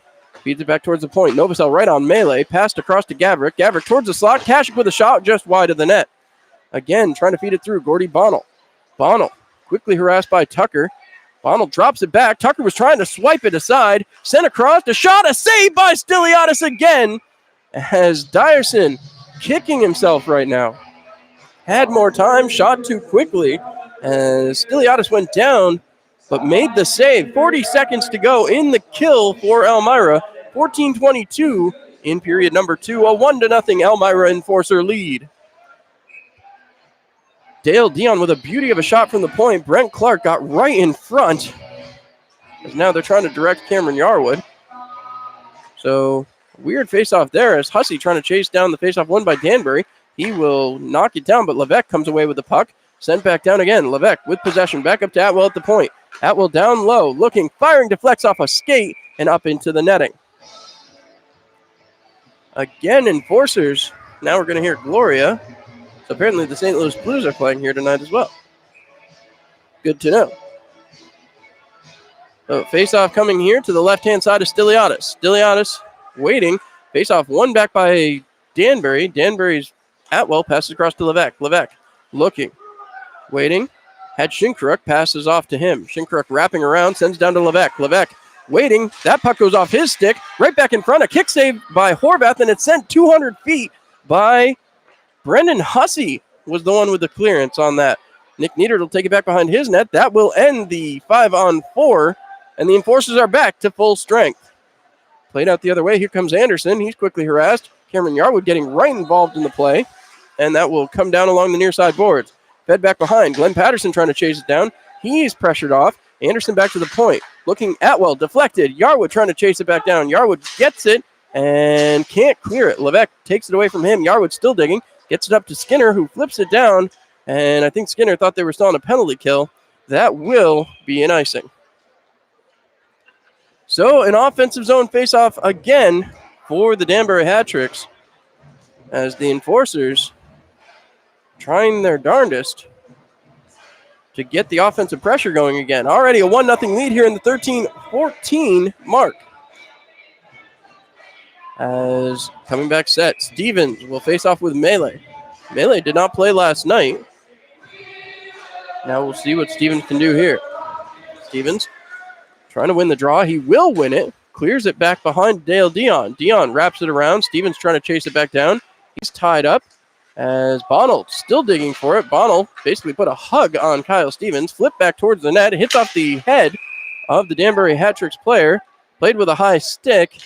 I believe that was Dyerson who hit that one with the high stick. And that will bring the faceoff outside the zone. Well, once again, Enforcers, beneficiaries there as that puck landed right in the slot as Elmira comes just outside the zone. Brent Clark loses the draw to Melee. Pass back across. Tuma trying to make his way in. He can't quite get in and has to wait for Melee, who was offside. And that one will be offside as Tuma just couldn't wait any longer. Face off right back outside the zone. See what Brent Clark can do here in the face-off circle against Melee. Face-off coming just outside the zone on the far side. Brent Clark waiting. 12:50 to go. Period number 2. 1-0 lead for the Elmira Enforcers. Clark loses the draw. Has to chase. Danbury right back into the zone. Cutting through. Dyerson tries to fire one through. It's picked off, and here comes Hudson Michaelis back the other way. Feeds off to Dustin Skinner. Skinner over and into the zone. Waiting. Fires back for Brent Clark. Fires it through. It's deflected, and it lands right back towards the slot. Clark couldn't come away with it, and it's turned back by Melee. Melee into the offensive zone. Poke check through, and again, Elmira trying to get loose. Can't quite do it. It's flipped back into the zone, but offside, so Elmira will have a few seconds here to renegotiate their plans. Dion has possession behind his net. Kasha quickly into the zone. 12:10 to go in period number 2. Dion waiting for a target. He finds Cameron Yarwood. Yarwood starts it out, feeds it off the board. Skinner right back looking for Yarwood. Couldn't get the pass to come back. Hudson Michaelis dumps the puck in, but the Enforcers are offside, so that will bring the faceoff back outside with 12 minutes to go. 1-0 Enforcers lead. As see what the Enforcers can do here. Going to be Hussey along with Skropolis and Tom Tracy out there just outside the zone. Hussey waiting. So, waiting for the puck to be dropped. Puck is won back by Hussey. Moved along here by Gino Mini. Passes across to Patterson. Patterson dumps that one in off Tom Tracy's stick, so no icing. As going back to play, Aaron Atwell. Atwell harassed, picked off by Tracy. Tracy right back out, looking for Skropolis, trying to feed it down low. He's looking for Tracy back out along the side of the net, but Tracy couldn't get there. It'll be sent all the way out by Danbury now, and this will go all the way down. No icing. Gino Mini goes back to play. Mini with possession. He's running the boards by Koshik. Moved ahead by Brendan Hussey. Fed off the boards. Yanni Skropolis trying to chase it back down. He will not get there. Mini has to stop and play. Avoids the hit by Koshik again. As now Mini battling with Atwell. Picked off by Hussey. Trying to send it ahead for Tracy. Picked off again by Brown. Atwell looks up ice. Flips it. Deflected with a high stick by Brunner, and Stiliadis will put it back behind for Gino Mini. Mini comes out from behind. Feed all the way up to the blue line. Skropoulos plays back to Tom Tracy. Tracy waiting, still taking his time, wrapping around the backside of the net, right back out in front, shot and a save by Nick Nieder on Yanni Skropoulos. 10:57 to go in period number 2. We're almost halfway through this game. Enforcers 1-0. As again, Elmira trying to earn themselves a little bit of breathing room here. They need to find a way to put the puck past former enforcer Nick Nieder in net down there for Danbury. So Kyle Stevens to take the draw. He pushes it forward, and it's taken away quickly by Danbury. The body being played. Stevens comes away with the puck. Stevens trying to work it back through. Still with possession, working it back behind the net. Feeds it along for Willie Dagno. Dagno with it towards the slot, and he fired one into the skates of one of the hat tricks. Still playing it there is Dagno. Moves it back behind for Kyle Stevens. Poke check by him. Retreating was Tucker, so Tuma able to knock it towards the blue line. It's knocked out of the zone, and Tucker will take his time. Fed Willie Dagno, who dumped it right back in quickly, and it's again moved off the stanchion, and the enforcers pick it up. Tucker waiting. Everybody on side. Tucker back in. Lined up by Skinner. Fed through. Hits off Stevens' backside, and the enforcers still keep the zone. An enforcer down and hurt, as you don't want to take a Dustin Skinner shot off the back, that's for sure.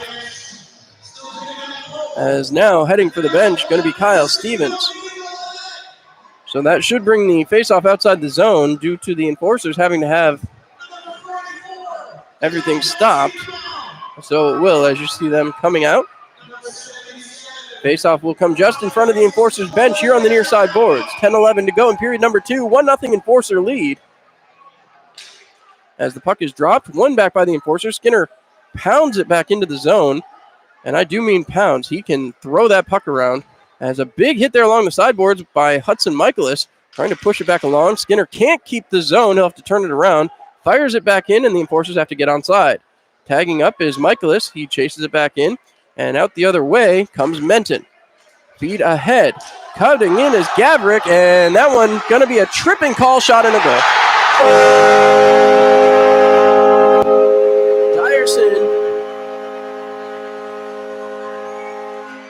Dyerson.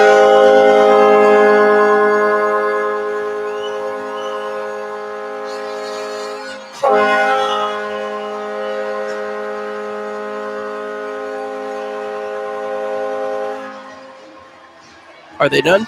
I think they're done. Dyerson ties up the game, and now this Rabbit's hat, I don't understand it. There's carrots on the center of the ice, and it takes a while to clean up. So this could actually be utilized as the media timeout, but it won't be because that's not what happens. They tie up the game, and really Stiliadis, he did everything he could to stop that one, just didn't have a chance. As now they'll try to get all these carrots off the ice as quickly as humanly possible. As now referee being taken down to talk to Nick Nieder about something. Not sure what this would be about, but Stiliadis pointing towards the goal mouth there as the net is off its moorings down here at the near side of the ice. And still carrots being thrown onto the ice. So, after this is home game number 11, they still haven't figured out a quick way to do this, but the players actively getting involved. Brendan Hussey may be going to suggest using the media timeout now, as he's standing there talking to the official. As we wait. And no, he was going to point out the net off its moorings mark here. So 9:42 left to go here in period number 2. We'll have to see what's going to happen here as the enforcers need to find a way to answer back. We continue to wait as this is just dragging out way too long. Still people gathering carrots at center ice. And The Enforcers continue to wait as the game has been tied 1-1. Is the long story short. Dyerson able to put one by Michael Stiliadis. And now they appear to have the Carrots off the ice. So that was certainly well over 30 seconds. Easily could have been the media timeout. But we'll see what happens here. As now Elmira right back out there. Goes with Hussey, Tom, Tracy, and Yanni Skropolis. Certainly been an energy line. We'll see if they can get something going here. Puck is moved ahead quickly by Danbury. Anderson passed across. Melee with it. Pass across again right into Stiliadis, and he makes the save on Koshik. Puck moved up ahead. Big hit a little bit late there as the puck is moved back through. Going to play it is Brendan Hussey. He gets into the zone and gets taken down there. But again, trying to work back out. Here comes Anderson. Anderson has it poke checked away from him, taken away by Glenn Patterson. That's stolen by Melee, trying to throw it across, picked off, and here comes Tom Tracy trying to move it ahead. He gets it up to Brendan Hussey. Hussey feeds it there for Tracy. Tracy taken down, right back to Horvath, deflected, and it's touched. So the Enforcers will go back to the power play. So it's a Labella power play, reminding you we are powered by partnership with 9:03 left to go in period number 2. As it appears as though that's going to be against Kenny Garrett. So faceoff will come to the left-hand side of Nick Nieder, Brent Clark, Glenn Patterson, Dale Dion, Tucker, and, of course, Dustin Skinner on the backside. So we'll see if they can make something happen here. The first power play went for naught as, once again, puck moved back around. Patterson trying to get there. The Enforcers do take possession early. Dale Dion has it. Dion fires it through, and Nick Nieder makes an easy glove save. 8:55 to go, 8 seconds off that power play. 1-1 score now here in the second period. As once again, Clark to take the draw. Brent Clark waits. The puck is dropped. One back to Skinner. Feeds across to Dale Dion. Dion cutting across, sends down to Brent Clark. Clark across to Dion. Dion looking down to Clark. Right across for Dustin Skinner. Skinner back to Dion. Dion having some trouble controlling. Feeds back to Skinner. Winds, fires. That one deflected up and over the top of the net. Tucker trying to get to it. He will as he's back behind the net. Feeds it along for Brent Clark. That's going to bounce on him, so Dion has to rush it back down as that's cleared to the blue line, but Dion stops it again. Feeds across. Dustin Skinner waiting, firing, and that one bounces off the backboards and is knocked down. Tucker trying to get to it. Wraps it around the backside. Aaron Atwell has possession, and he fires it 200 feet. So 1:10 to go on the power play for the Enforcers. Stiliadis trying to hurry things up. Sends it right back up to Tucker at the blue line. Fed back to Patterson. Patterson back to Dion. Dion looks up ice. Trying to get it along. Puts the puck off the boards for Tucker. Tucker back into the zone. Trying to come up with it was Levesque. He couldn't. Tucker in front, and it's deflected wide. Move back to Dustin Skinner. Skinner top of the circle. Feeds it down low. He's looking. Patterson back to Skinner. Skinner back up top to Dale Dion. Down low to Brent Clark.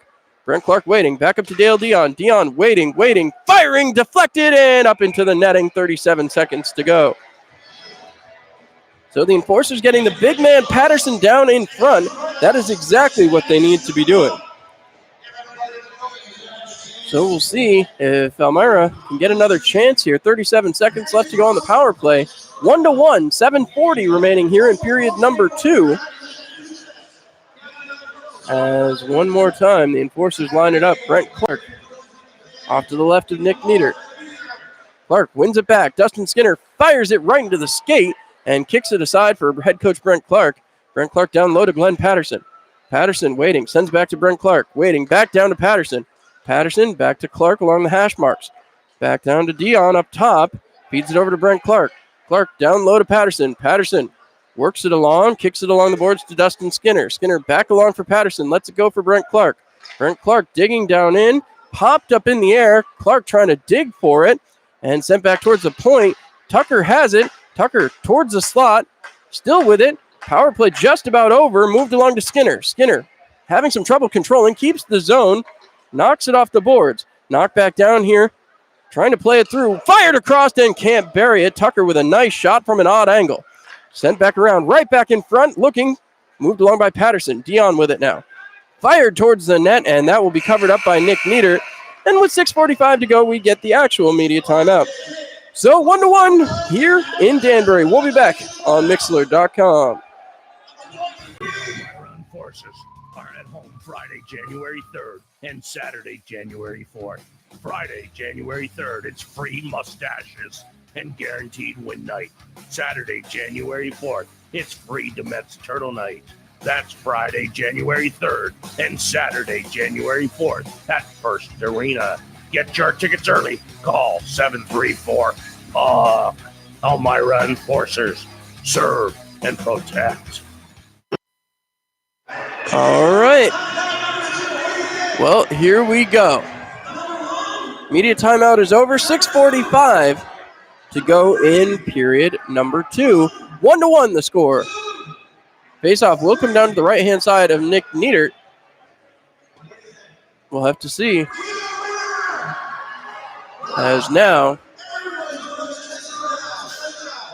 Elmira needs to get something started. Stiliadis gave up 1 goal here so far. He's saved 24 of 25. Excellent performance by Stiliadis. But now, we've talked about it before. You can make as many saves as you need to, but the Enforcers have to get the offense going. Last couple nights they've had it going. Right now they've only got 1 up on the board.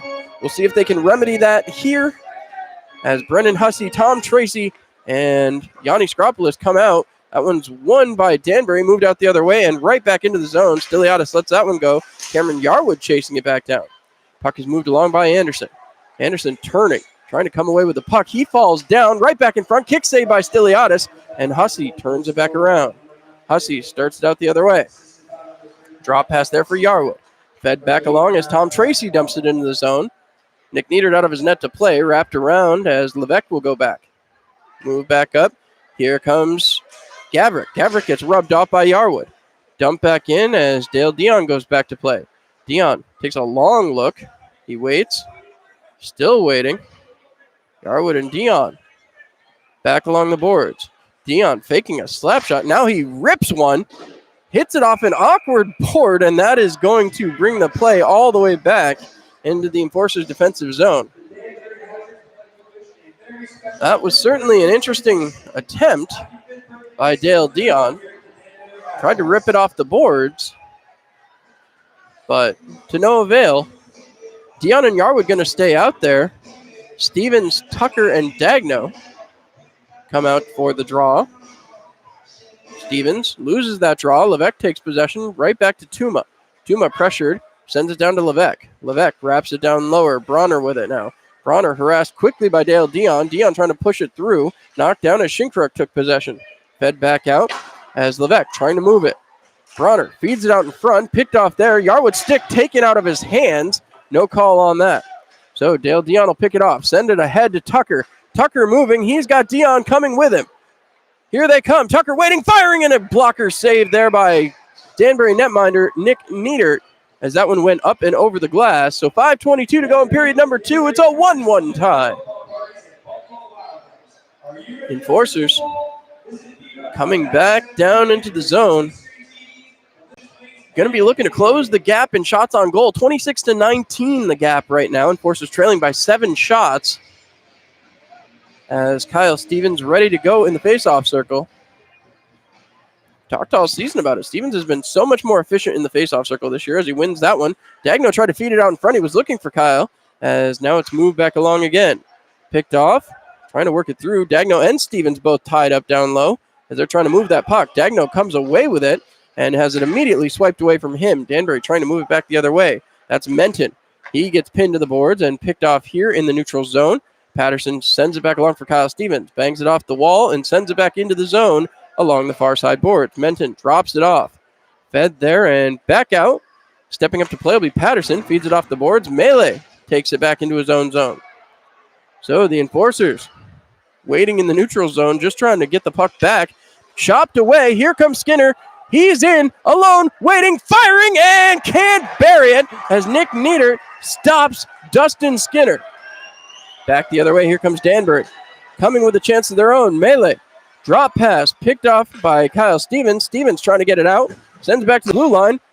Popped up in the air. And chasing it back down is Horvath. Horvath dumps it back around for Patterson.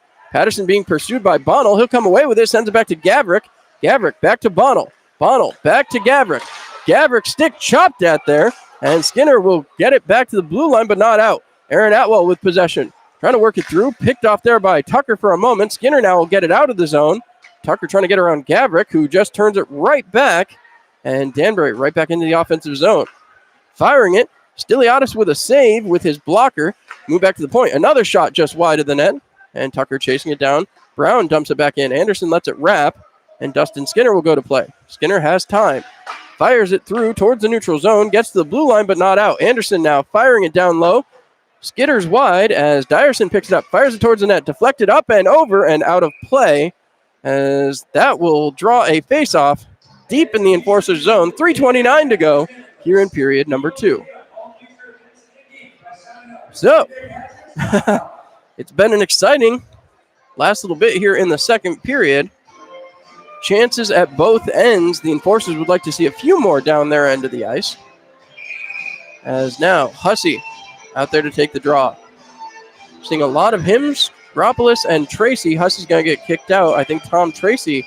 No, Yanni Skropoulos coming in. So Hussey getting the explanation why he was kicked out. Skropoulos pushes it to the sideboards.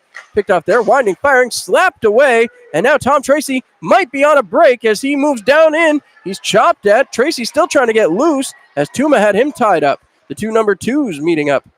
And again, it'll be pushed back through. Picked off as Skropoulos can't get his stick free now. And again, Danbury fighting to move out of their zone. Levesque comes back one-on-one with Yarwood. Yarwood cuts him off. Push towards the front of the net where Shinkruk was trying to come away with one. Shinkruk has possession down low, trying to move it back to Levesque. Levesque back to Shinkruk. Trying to poke check it away. There was Dale Dion. Fed back to the point and moved back down low for Nicola Levesque. Levesque back behind the net. 2:45 to go here in period 2. Flung out in front. Broken up by Skropoulos. Sent out of the zone and it'll be dumped right back in.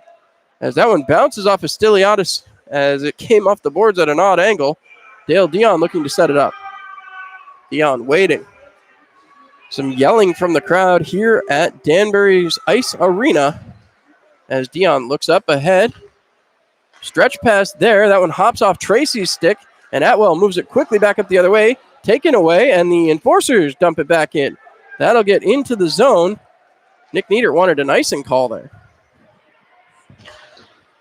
Excuse me, as Atwell dumps the puck out. Melee's going to pick it up. Melee back into the offensive zone for Danbury. Melee fires, stopped down by Stiliadis. Koshik will get there first, sending it back to the defense. Brown couldn't keep the zone, moved out by Patterson. Stretch pass attempted and won't go anywhere. Now Skropoulos drops it back for Hudson Michaelis. Michaelis pushes it through. Still has possession back at his own blue line. Sends back to Horvath. Horvath back up to Patterson. Patterson looks up ice, feeds it along. That one deflected by Tucker will be moved right back out by Nick Nieder.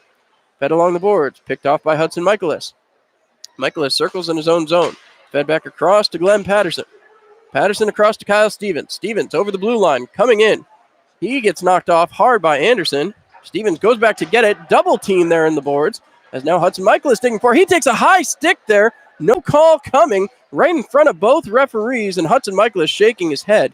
As now the play comes back the other way. Sent back. Koshik throwing it towards the front of the net. It's broken up. And here comes Dale Dion. Feeding a pass out. Here comes Dustin Skinner in all alone again. Shot fired. And can't bury it. Dustin Skinner with a beauty of an opportunity on the stretch pass. And Nick Nieder slams the door. 59.5 to go in period number 2 as the Enforcers get a gift wrap chance. And Brent Clark went and talked to the referee. And he's not happy about Hudson Michaelis getting one in the face. So, face-off will come to the left-hand side of Nieder. And the Enforcers still with work to do.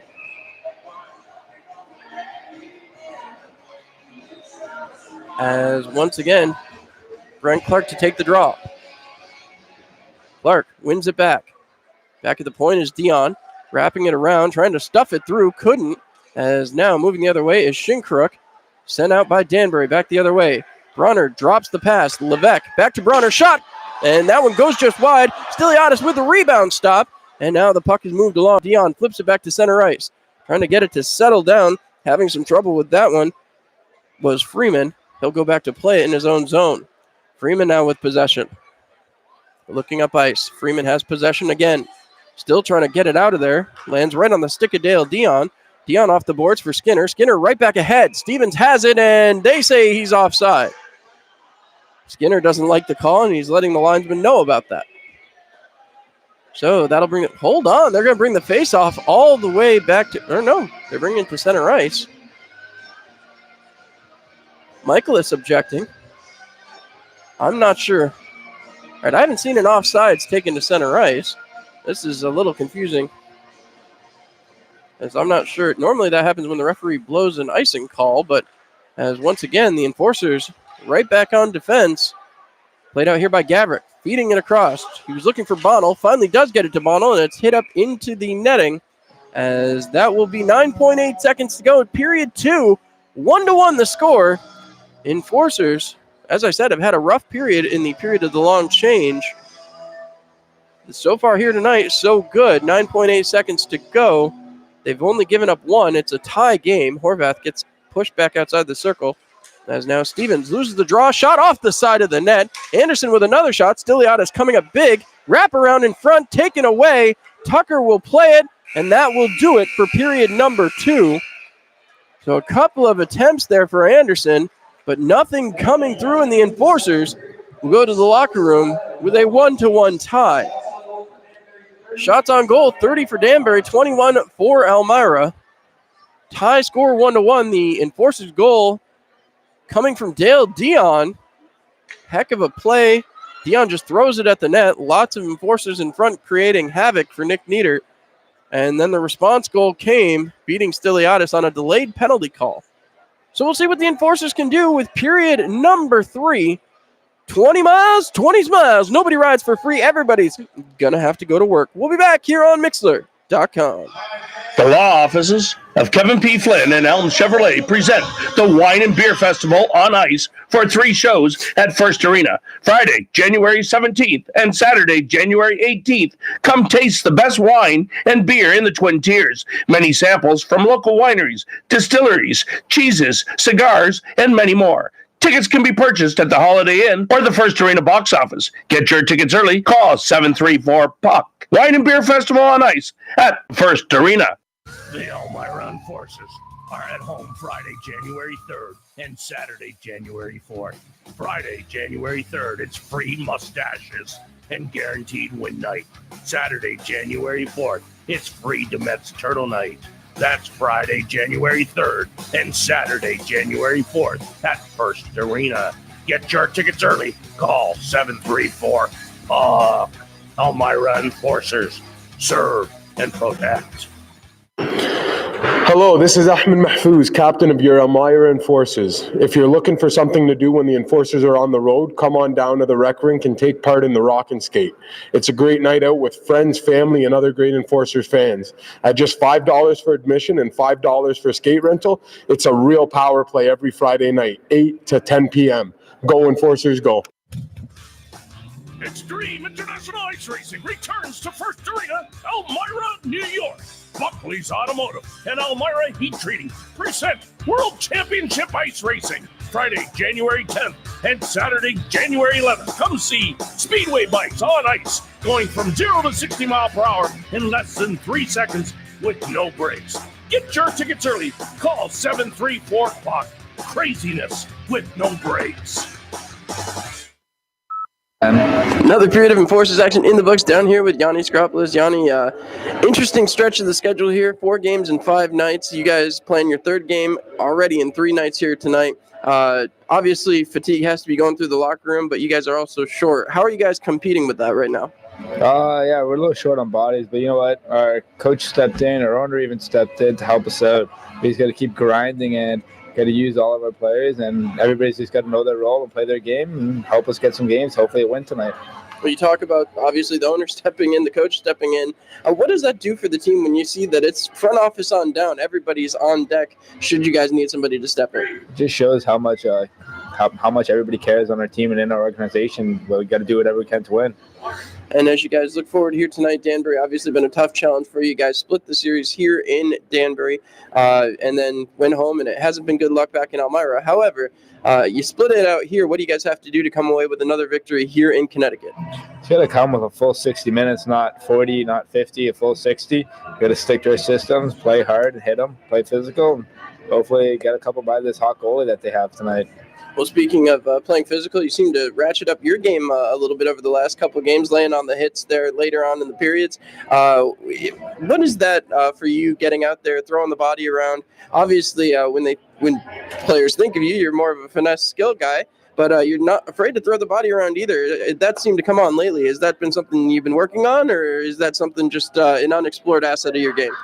No, I like playing a little like Brad Marchand, a little bit of a shit disturber, not going to lie. I like getting in there, getting in the little gritty areas. But, of course, everyone likes to score goals, make plays.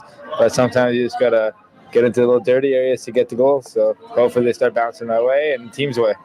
We're talking about bouncing goals. 3 goals on the power play last night was pretty impressive for a power play that started 0 for 22 on the season. You guys starting to get things to come around. What's been changing in practice that has allowed you guys to capitalize? I think we just started slowly bearing down. We changed some spots on the power play. Guys have been in and out. Just a little bit of a competition in practice, carrying it over to the ice. It's got to bear down. We need a good power play to be able to win some games. All right, thank you so much. We'll be back here on the Mixer.com Intermission Report. This is Glenn Patterson with the Elmira Enforcers.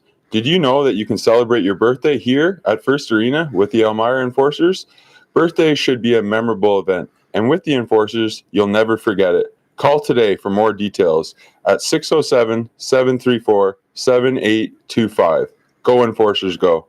Hi, this is Marian Decker, and at Decker Agency, we've got over 34 years experience in helping our clients get the best insurance coverage possible. We're local and we're trusted. We've built our business on the idea that customers should be treated like family. At the Decker Agency, we offer free quotes and consultations. Our clients can build their coverages to best suit their needs and budget. Please stop into our office at 416 East 14th Street in Elmira Heights or call us at 607-734-1100 to schedule your free consultation today. And like the Marian M. Decker Agency LLC on Facebook. At the Decker Agency, we help you protect what matters most. All right, and with that, we are back. It's 1-1 here in Danbury, Connecticut. The Enforcers, they're coming for the opportunity. They just have not been able to finish it off, as now they just need 20 miles, 20 smiles. Nobody rides for free, as the Enforcers need to get things going here in period number 3. Middle stanza of the game goes in as one of opportunities. Both teams had many opportunities in period number 2. Danbury took advantage on one as Dyerson scored with 10:18 remaining in the frame to tie the game up. Second period showed the Enforcers they play a similar game style to the hat tricks. However, the tricks killed the Enforcers on the boards in the last 20 minutes. The Enforcers had a number of odd man rush opportunities and couldn't converge on them. Michael Stiliadis has been absolutely stellar, stopping 29 of 30 here tonight, and we expect nothing but clutch results like this from him.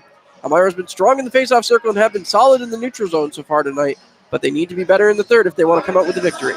The second has been a tough period for the Enforcers all year, so we can only hope this is a morale booster. The key moving forward for Elmira is to not look ahead. When we began the stretch on Thursday, it was a big story, 4-5.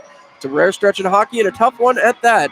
Tonight closes out the 3-3, but the Enforcers are right back in action Monday in Watertown. It's going to be all about this period and the now.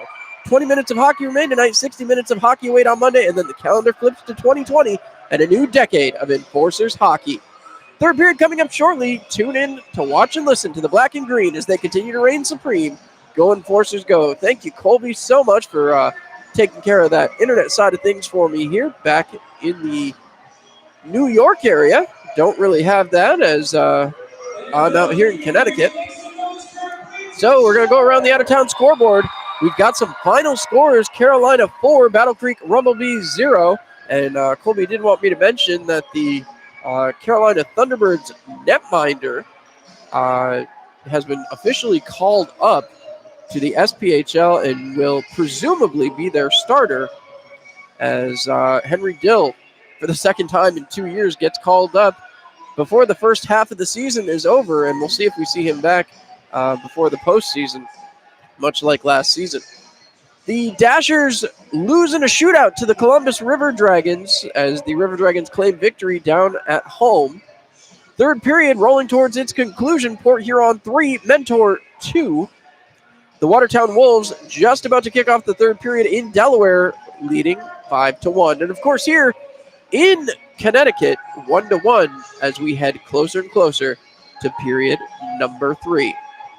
So as we are going to take a look now, it's my favorite part as we go down to... Sorry, folks, I'm just reading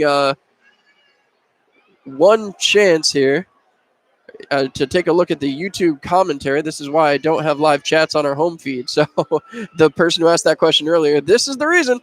As one more time, we get to thank all of our amazing sponsors, our amazing fans, our amazing season ticket holders. Thank you so very, very much for all that you do to allow us to have hockey back in the Twin Tiers and Elmira, getting to have hockey back at First Arena. It couldn't be done without all of your support, the season ticket holders who come out to every game, all of our fans who come out and support the Enforcers throughout the community, whether that's at the community events we do, bagging groceries, going into schools, talking about being a buddy, not a bully. Of course, as of recently, our amazing event on the 24th when we hosted, well, I don't know exactly what the final count was, but I got to tell you, the Help the Less Fortunate event, I was there, got the chance to give out some new coats to some needy people, and I'll tell you what, it really brings joy to your heart. Like, it's a great opportunity to get involved in the community, and the Enforcers plan on doing that for years to come, and it's truly an honor for me to be a part of this organization. So once again, and I do apologize, I am battling a cold, so thank you for the people who picked up on that. But once again, I want to thank all of our amazing sponsors.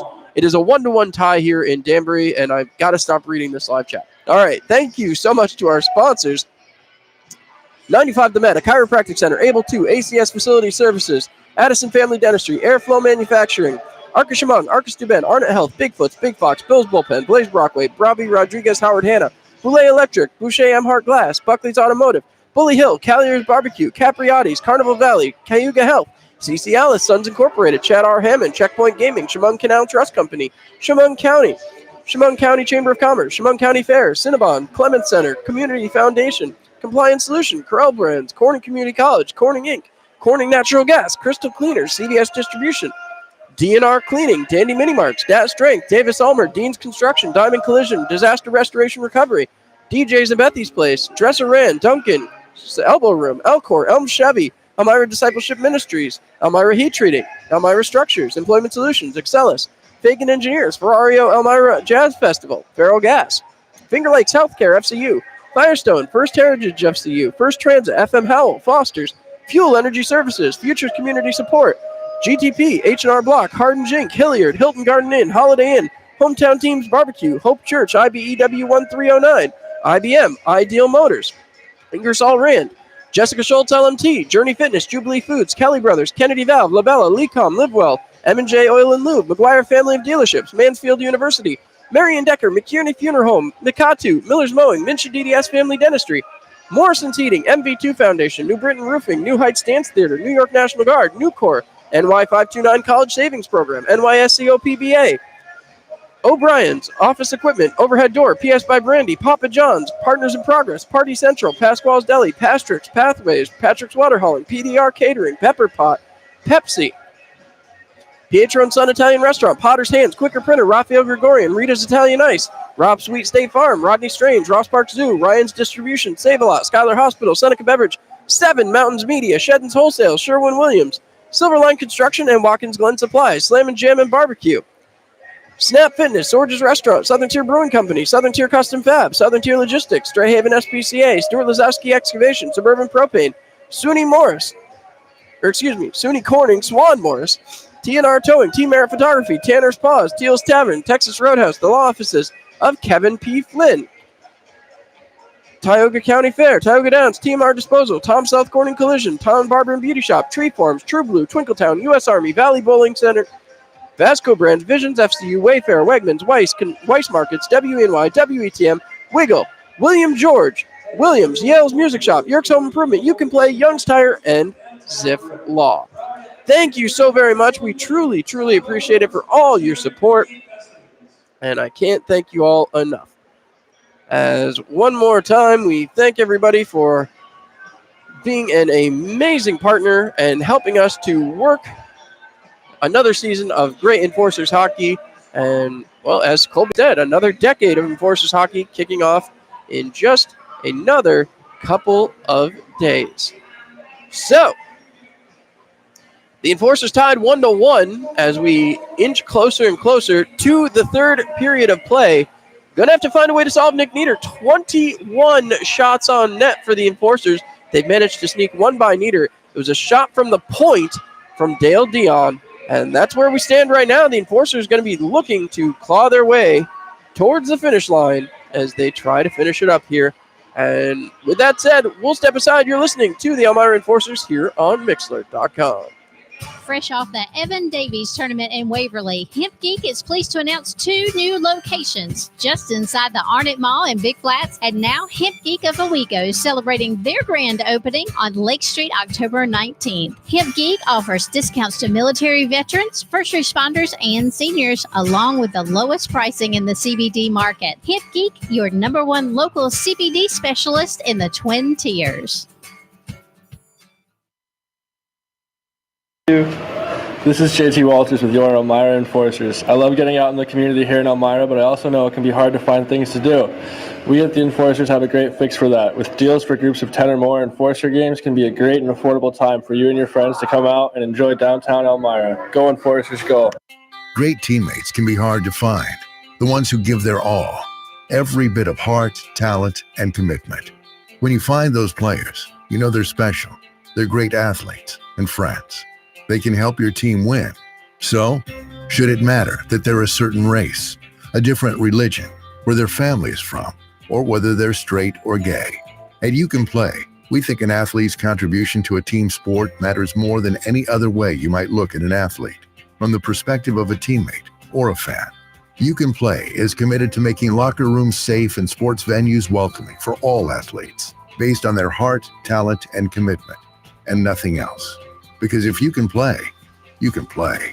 Visit youcanplayproject.org for more information about how including all athletes for who they are encourages honesty and teamwork and makes all sports better.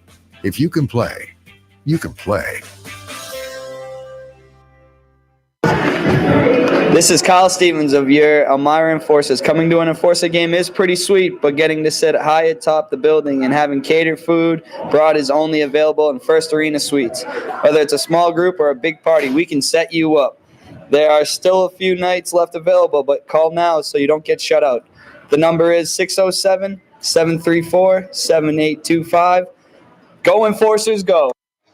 Thank you so much, Kyle Stevens. And once again, thank you so very much to all of our amazing fans who tune in here on YouTube, who tune in on Mixlr.com, and who come on out to First Arena. We want to remind you that the Enforcers will be back at home on Friday night as they take on the Battle Creek Rumblebees, who, it's official now, will still be searching for that first victory come next week, and their next opportunity will come against the Elmira Enforcers at home. So we'll see what the Enforcers can do on January 3rd and 4th as they kick off the new year against the Battle Creek Rumblebees. Going to be an interesting matchup. We'll see if the Enforcers can handle the Rumblebees. They certainly did have some issues as they were out there just a week ago, and the Rumblebees pushed them to the limit. So we'll have to see if the Enforcers can handle things at home. Battle Creek will actually stop by the First Arena twice this year. So we'll have to see if those are, I made the mistake of saying an early Christmas gift for the Enforcers playing Battle Creek right before the holiday break. However, Battle Creek was not a walk in the park, although Brent Clark did add 7 points to the total for the Elmira Enforcers. So again, we'll have to see what Elmira can pull off as Battle Creek is set to come to town. You just heard the buzzer, which means we are getting closer and closer to the third period of play as Elmira getting set. Tied 1-1. It's all down to 20 minutes, and unfortunately, that's kind of been the story of the weekend. The third period has not been a strong point for the Enforcers. They got beat on a wonky shot last night from the slot over the head of Troy Passingham. that went bar down. They changed the scoring on that, and I was pretty sure it was a hat trick goal, but unfortunately I stood corrected, and the hat trick was not given out there to the Danbury Hat Tricks player, and another player was credited with scoring the goal. So I do apologize for that error last night, as once again, the Enforcers getting set for period number 3 here. I continue to say it, 20 miles, 20 smiles. Nobody rides for free. Down to the final few seconds of the intermission clock. We'll see if Elmira can come out with a big W here tonight. Of course, 8:54 all around the East Coast right now. A lot of games have wrapped up here on the Saturday night side of things. Don't forget your Enforcers back in action on Monday, as that was another late change, as is the Battle Creek Rumble Bees matchup coming next Friday and Saturday. Originally, we're supposed to be playing the Danbury Hat Tricks at home, but those were taken away and traded out, as Danbury will play a neutral site game against the Carolina Thunderbirds next week. So they head out to Bloomington and will christen that arena with FPHL hockey. Should be a heck of a fun time, and I'll certainly be looking forward to catching the replay on YouTube, as hopefully both teams will load that up. Waiting to see some people get to the tunnels as I look down, seeing the coaching staff for the Danbury Hat Tricks making their way out. So the officials should be not too far behind, as I say that, here they come. Looking down towards the Enforcers area, they are already lined up along the bench area. As there go the Enforcers into their bench area, as the referees make their way out and take their lap. Cameron Yarwood looking to be at the head of the pack this time. So again, they'll trade ends of the ice. It'll be back to a short line change, so that'll be helpful for the Enforcers, especially considering the depleted lineup status that they're in at the moment. See if Elmira can come through with a victory here tonight. 20 minutes from that right now, if they can get things going. Brent Clark immediately over to talk to the officials, sitting there at center ice right now. Try to zoom in, see if we can get you a little more detail. Oh, too far. So there's Brent Clark chatting with the officials, as Danbury takes to the ice now. Led out by Nick Niedert. We'll see what he can do against this potent Enforcers offense. It's going to come down to whether or not Elmira can finish this one off. They haven't been able to do it yet this week. Now would be a great time to break that trend. Unfortunately, Danbury able to do it last night. Delaware able to do it the night before. Now it comes down to what the Enforcers have left in the tank. They get a day off tomorrow, and then we'll head to Watertown Monday night. We hope some of you will join us up there in beautiful Watertown, New York. That will be the third time that the Enforcers take on the Wolves this season. And as we finish up the intermission, I want to remind all of you Enforcers fans, don't forget the next time you need a day to refresh and unwind, stop on down the Town Barber and Beauty Shop. Ladies need a new haircut, color refreshed, Nancy is your gal. Men need a face shave with a hot lather, Mary is the master barber for you, Need a mani or pedi? Donna will have your hands and feet soft and smooth in no time. Aches and pains, Jessica will help soothe those sore muscles with a therapeutic massage. The Town Barber and Beauty Shop is your one-stop shop, offering something for everyone. Stop in today, 1128 Broadway in Southport, across from the Value Home Center.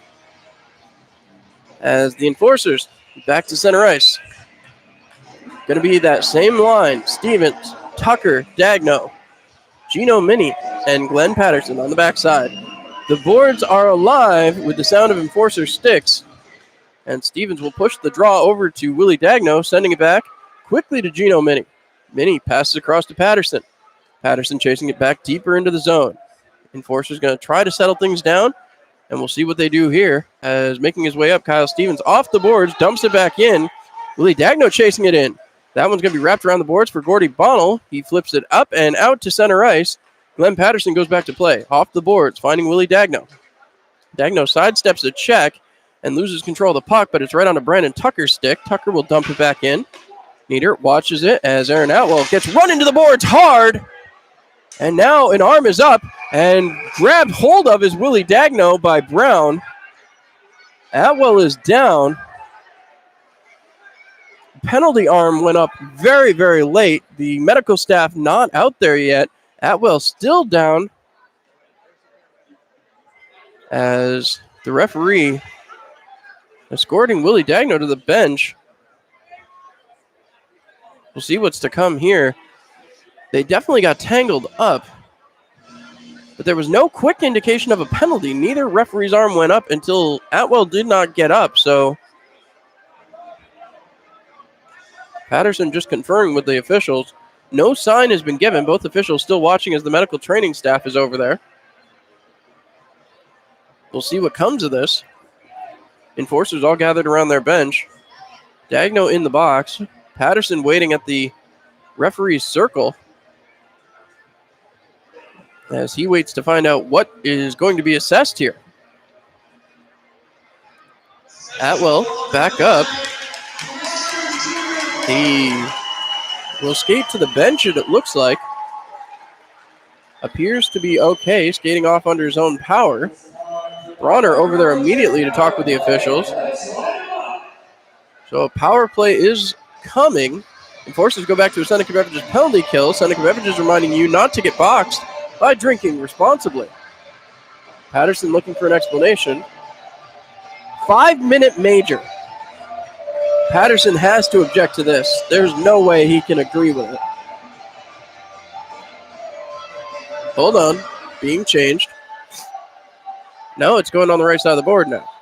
5-minute major, and the Enforcers are going to have a long kill ahead of them with 19:19 to go here in period 3. So, Enforcers getting set. Brendan Hussey waiting to take the draw. Shinkaruk loses that one. Dale Dion off the boards and back to the blue line. Melee passes it across, and Kyle Stevens chasing after it. Stevens gets there, running to the boards. He's battling, ties up the puck as 3 members of the Hat-Tricks finally move it back to Shinkaruk. Shinkaruk takes a long look. Right back to Melee. Melee back to Shinkaruk. Shinkaruk can't handle the pass. Shinkaruk along the sideboards. Pass back to Melee at the point. Back down to Shinkaruk. Passed all the way across. Anderson winds, fires, save by Stiliadis. Another shot and another save. Michael Stiliadis with a big stop there, killing the first 30 seconds of the power play. Not going to be a short one. Well, we'll have to see what Elmira can do here. Still 4.5 minutes to kill in a tie hockey game. And don't forget, if Danbury scores, it's not even back up.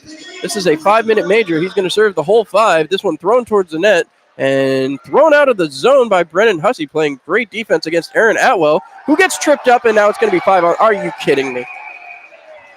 That is, wow.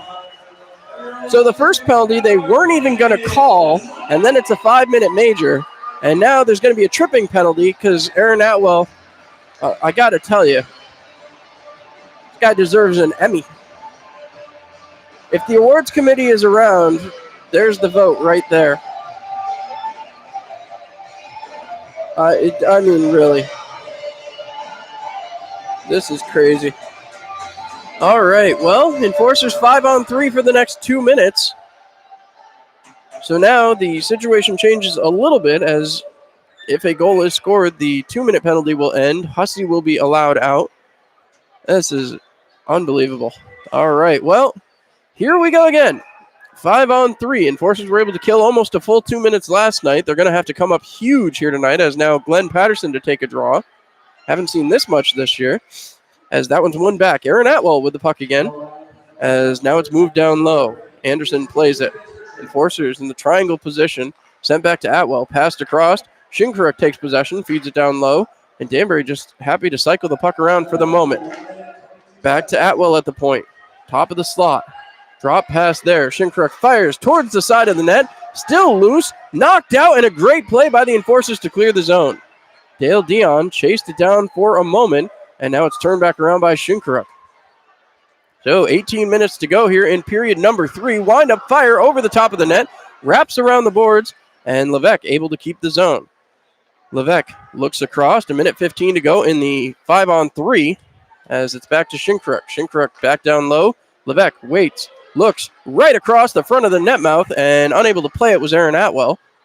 Atwell looks across, finds Shinkrook, right back to Atwell. Back down low to Levesque. He couldn't handle the pass. Down to a minute to go in the 5-on-3. Back down low again, a shot and a goal. And they're celebrating.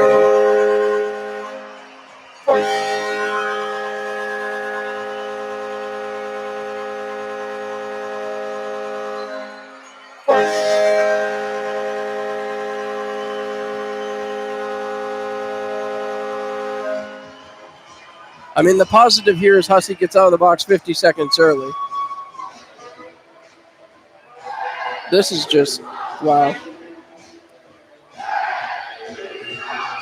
As that was way too much exhilaration and excitement for a goal that was basically handed over.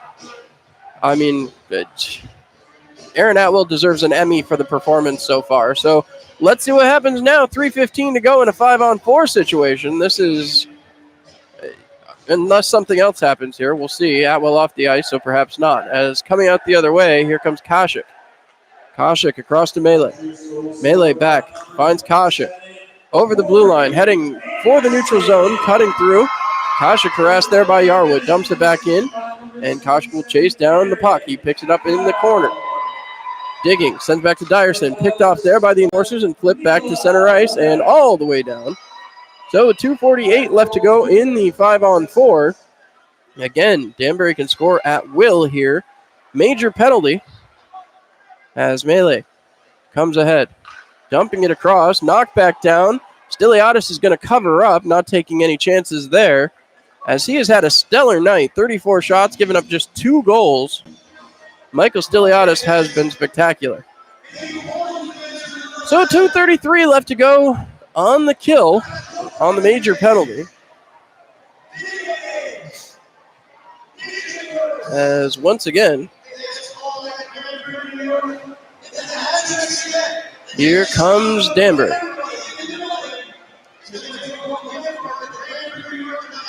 Face-off coming to the right-hand side of Stiliadis.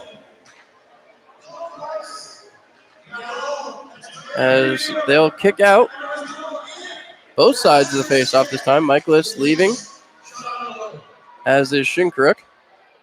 Puck is dropped, moved back to the point. Levesque across. Atwell has his pass poke check through, picked off, and the Enforcer's out the other way. Here comes Tucker.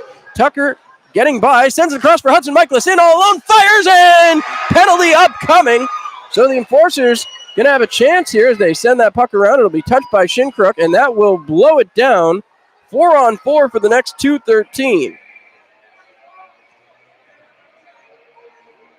As now, 4-on-4 hockey. Hopefully this will benefit the Enforcers and give them an opportunity to get back into this one. And going to the box, Aaron Atwell. As one more time, Enforcers come down. See what they can do here. Stevens coming up to take the draw. He will push that one forward, chasing it back down. Puck is loose. Moved along by Gavrik. Freeman pokes it back to Gavrik. Gavrik looks up the ice. Enforcers retreating back to center ice. As this will help in quite a few ways here. If the Enforcers even just kill off these 2 minutes, they're going to get themselves down to the end of that major penalty. As that puck is dropped off. Back the other way. Here comes Dale Dion. Dion cutting through. Right through into the slot. Poke checked away to Skinner. Fires over the top of the net. Wrapped around the boards. Kyle Stevens trying to knock it down. Cannot. That'll squirt back to center ice where Gordy Bonnell picks up. Bonnell over the center ice red line. Makes his way into the zone. Near side of the ice. Wrapping back around. Puck is deflected out there. Freeman picks it up. Fires it towards Stiliadis. And Gavrik will go back to play. Gavrik turning in his own zone. Looking. Wrapping around back behind the net. He waits. Looked for the drop pass there to Dyerson, but couldn't find the lane. Shot by Dyerson, deflected, and now Skinner picks it up. Skinner out the other way. He's got a man hot on his tail. Skinner trying to get through. Does. Cuts through around. Shot on Nieder. Will not beat him. And Nieder will keep the puck covered up. A beauty of a play there by Dustin Skinner. As he and Nieder have a conversation after he ran into him there at the end of the play. So, As my apologies again about the camera. Trying to do a couple of jobs here, so doing the best we can here. Bus driver had to go get the bus in gear and get his nap before we head back. So once again, puck is moved along, picked back up as Melee will wrap it around the boards. Fed over there to Anderson. Anderson wrapping around, harassed by Hudson Michaelis, who steals the puck away, heading towards the slot, fires over to Patterson. Patterson back down low for Tucker. Tucker trying to get through. He's blocked off by Melee. Melee will come up with the puck, send it back up, and kept in there by Patterson. Right back to Tucker. Tucker turning, firing, goes just wide, and he's still trying to chase it back down. Anderson has the puck. Anderson wraps it around the boards. Fed back through, picked up here by Brown. He feeds it out. 17 seconds to go in the 4-on-4 as Dyerson just flips it towards Stiliadis, who slides the puck away. Patterson wraps it back around. Horvath with possession. Looks up ice. 7 seconds to go on the 4-on-4. When that ends, there will be just 13 seconds left of that major penalty. As Patterson has it swiped away from him, Shinkar chasing after it, wrapped around the boards by Stiliadis, and Horvath comes away with it. Horvath trying to fire it along. Can't get it by the Danbury offense as once again it's poke checked into the corner. And now trying to come up with it, Gavrik wraps it back around. Down lower for Freeman. Back behind as finally out of the box is Willie Dagno. So the 5-minute major hurts him just one time, and that was on a 5-on-3. So back the other way comes Danbury, taking back into their own zone. Fired up the ice. Deflection. Coming through one more time. Braun drops back. Gavrik fires it across. Loose. Fired in front again, and the Enforcers managed to get it out. Here comes Tucker back the other way. Tucker trying to get a step on Gavrik. He's pushed into the boards hard and can't control the puck, as now Tuma brings it back out. Tuma drops for Gavrik. Gavrik fires it through the center of the ice, picked off by Yarwood, who tries to slap it back towards Kyle Stevens, is picked off by Gavrik again. Gavrik back the other way. Drop pass. Shot here coming, and saved by Stiliadis. Another shot saved by Stiliadis, and the Enforcers managed to keep it within one with 13:25 to go. So, Elmira face off to the right-hand side of Stiliadis. As coming out, Kyle Stevens to take the draw. Stevens waiting, lines up with Melee. Pushed to the sideboards and picked up as the Enforcers take it back out the other way. Here comes Dale Dion. Dion feeds it across. He finds Brent Clark. Clark with a bad pass there. The Enforcers are offsides as Clark touched up, trying to feed Skinner. That'll bring the faceoff just outside their offensive zone. 13:15 to go here in period number 3. As again, Clark to take the draw. 13-15. 2-1 game in favor of the Danbury Hat-Tricks right now. Scored on that 5-on-3 advantage on that major penalty that was called. That one flipped right back in towards Nick Nieder, and the Enforcers chasing it back in. Aaron Atwell has possession, back behind the net, starts it back out the other way. Fed back through as Yarwood knocks it back down. He played there by Kyle Stevens, who gets it into the zone and is ran hard into the boards from behind by Aaron Atwell. No call on that. So back the other way comes Danbury. Knocked back down as Dale Dion picks it up, trying to get through. Leading shot with the shoulder as here comes Brent Clark back the other way. Brent Clark into the zone, waiting. Fires it across. That one kept in the zone by Kyle Stevens. Knocked back down and around. Brent Clark will go out for a line change as the Enforcer is going to bring on some new and fresher bodies. Atwell moves the puck up towards Anderson. He picked off there by Dominic Horvath. Horvath turning it around for the Enforcers, trying to move it up the boards. Looking for Stevens, but Stevens was trying to head off the ice for a line change. That puck dumped back in. Stiliadis has to play back behind the bench, or behind the net, excuse me, as Glenn Patterson picks up. Patterson off the sideboards. Drop by Hussey, back for Patterson. Feeds it across, was looking for Horvath. That one gets away from him, and back the other way comes Gavrik. Gavrik waiting, winding, firing over the top and into the netting. 12 minutes left to go here in period number 3. It's a 2-1 game for Danbury. I surely hope the Enforcers can find their way back into this one. As once again, Elmira back in their own zone. More conversation with the official. Brendan Hussey getting involved down there. Hussey waits. As again, the puck finally dropped. Danbury wins the faceoff. Ensuing shot comes right on the net. Stiliadis makes a save. Another attempt up and into the netting. That time coming off the stick of Nicola Levesque. So, Enforcers trailing by just a goal as Hussey now talking to the linesman saying, can I get a fair drop? This guy's been cheating all night. Everybody tries to cheat. If you're not trying to cheat, you're not trying to win. So everybody could make that claim in this league, but you never know. All right, so they're going to kick out the Enforcers for the delayed faceoff there. Willie Dagno going to take the draw. One back by Shinkruk. Wind up firing. Tuma, his shot is saved. And now trying to fire it out, but Brandon Tucker didn't get everything he wanted on that one. Willie Dagno right back out there, playing a more physical style of hockey as of late. Freeman flips it back towards center ice. Deflected in by Brunner. Going back to play, Horvath, but it'll be moved by Stiliadis. Played off there and moved back towards the backside of the net where Brunner picks back up. Back up to Shinkruk. Finds Brown. Fires wide of the net, but the save is made anyway. Stiliadis using that glove quickly. 11:22 to go in period number 3, 2-1 in favor of Danbury. We'll see if the Enforcers can get it going here. So, puck to be dropped to the left-hand side of Stiliadis. Puck is dropped. Move back through, right back towards the defense as Brown sends it back. Picked off there by Willie Dagno. Dagno cutting over the red line. Getting into the zone, trying to get around Aaron Atwell. He will not be able to. Throws it towards the net. Dagno taken into the boards hard. Dagno pops right back up. Sent back out in front. Can't get it to Dagno. Yarwood with it. Yarwood trying to cycle down. Finds Tucker. Back behind. Shot. Goal! Willie Dagno buries the tying goal past Nick Nieder. That is the first of the season for Willie Dagno. Cameron Yarwood grabs the puck, and the Enforcers have tied this one up.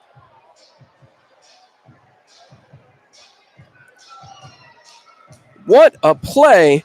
Tucker gets it over and puts the puck. Wow, that's very impressive. As again, faceoff will come back to center ice. 2-2 score, 11 minutes to go. Brent Clark wins the draw back. Picked off here as Dale Dion moves it ahead. Dion still keeps possession, taking it himself, bringing it towards the blue line, gets into the zone and wraps the puck around. Feeds it back behind. Still working. Skinner throws it towards the net over the top and is wrapped back around. Gavrik picks it up and moves it back out to center ice where Cameron Yarwood goes to play. Yarwood feeds it up ahead. Trying to play it there was Dion. He has it taken away from him and moved back into the defensive zone as the Enforcers will go back to chase. Yarwood feeds it up. Can't connect with his man. That'll bounce off a couple of bodies and Dale Dion chasing it back down. Dion sends it back towards Dustin Skinner. It'll be wrapped back around where Dion will have to go back to play. 10:19 left to go here in the third period of play. Almost to the halfway point. Score recently tied back up by the Enforcers. Brent Clark throws one down. That one will not go for icing as Nick Nieder has to jump on top of it. He was sure that one was going to be an icing call. Hold on a second here. More conversation between the linesman and the official.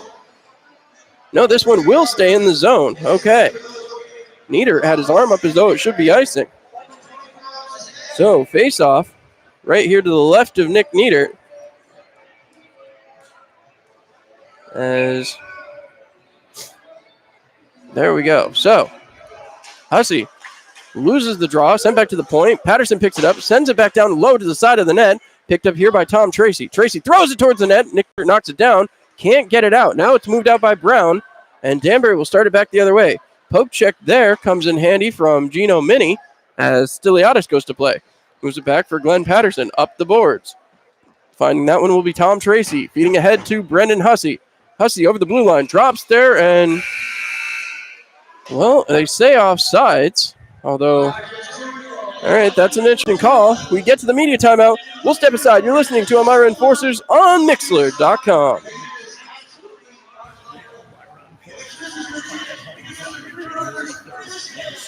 January 4th.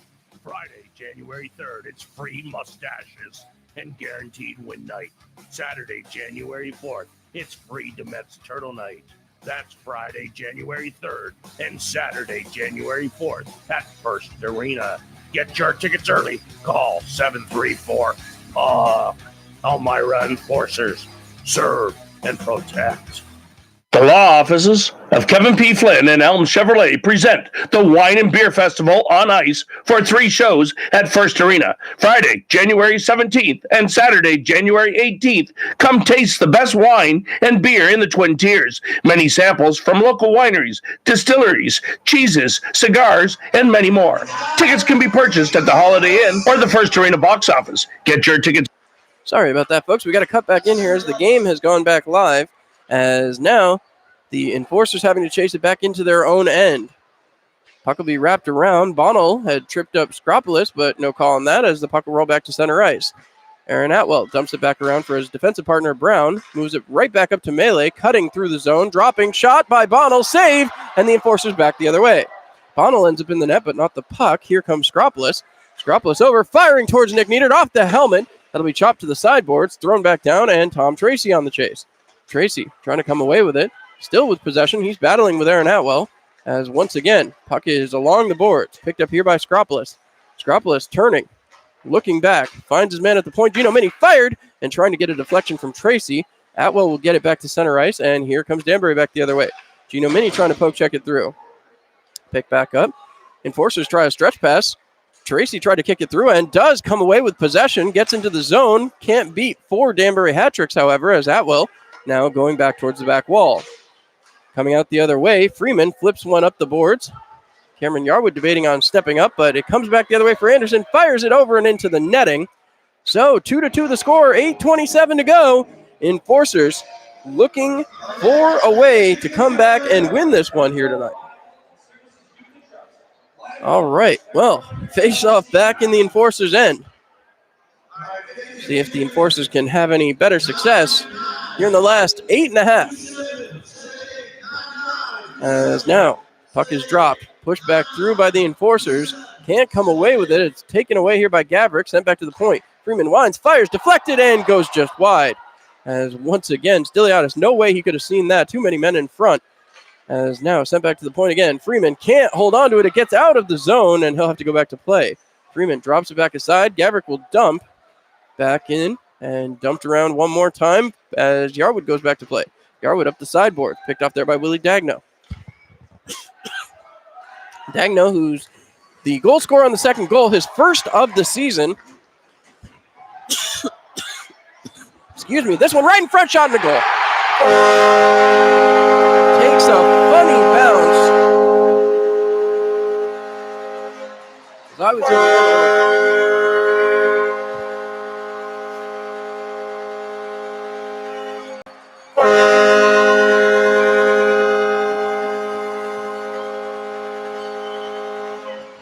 So Stiliadis came out to play it, took a funny carom off the boards, and Danbury got an easy stuff in there. Enforcers won't be happy about that one. As Brent Clark's line right back out there to try to get this one even back up.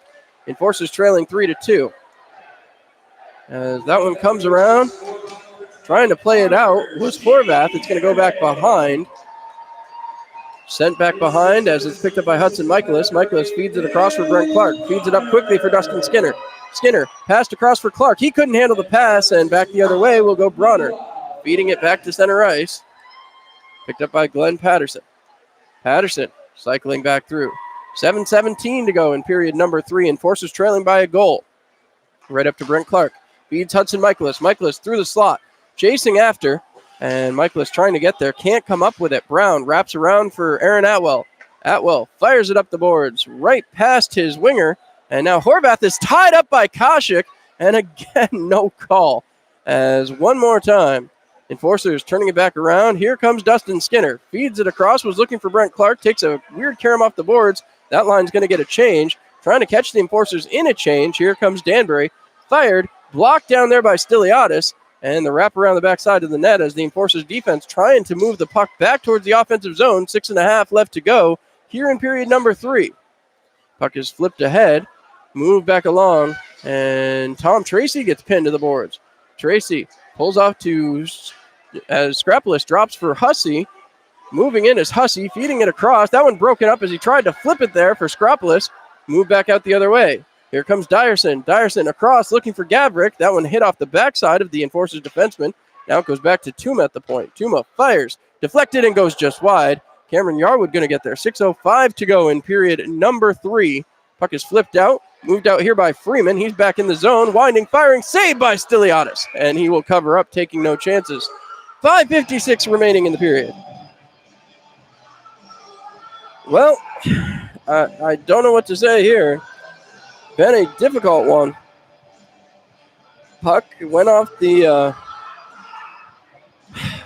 that board area down there. I'm not sure what exactly it hit off of. It bounced right in front of the net. Stiliadis scrambled to get back in front and just could not come up with the save. As now, once again, Danbury back on top by 1. Sent back to the point to Brown. Brown goes back to play. He's harassed quickly there by Brendan Tucker. Moved ahead by Kyle Stevens. Stevens into the zone. Swatted away from him. Tucker takes possession. Tucker looking. Had the assist on the last goal. Stevens now back behind. Looking for Tucker. Fed along by Brown. Moved down to Patterson. Patterson trying to keep the zone and does. Dyerson diving for it and moves it along. Hand pass here if Horvath touches it first. Now it's waved off. Now here comes Willie Dagno. Dagno's got 1 on the night. Trying to get by Aaron Atwell. Cutting through. Fires and it goes just wide. Puck is moved back down. Here comes Freeman. Freeman harassed quickly, and Stevens pushes it ahead. Stevens harassed. Bronner trying to move it right back towards Yarwood. Yarwood passes across. Dale Dion has to wait for Tucker and Stevens to get onside. Drop pass there for Tucker. Tucker back into the zone. Has Skinner with him. Tucker gets by the defense. Goes back. Yarwood parked right in front of the net. Tucker still with possession. Yarwood has moved now. Wraps back around the boards. Yarwood will go to play. Yarwood has it. Looking. Sidesteps Aaron Atwell. Turns around, finds Clark in the middle. Now he drops back to Dion, right back to Clark.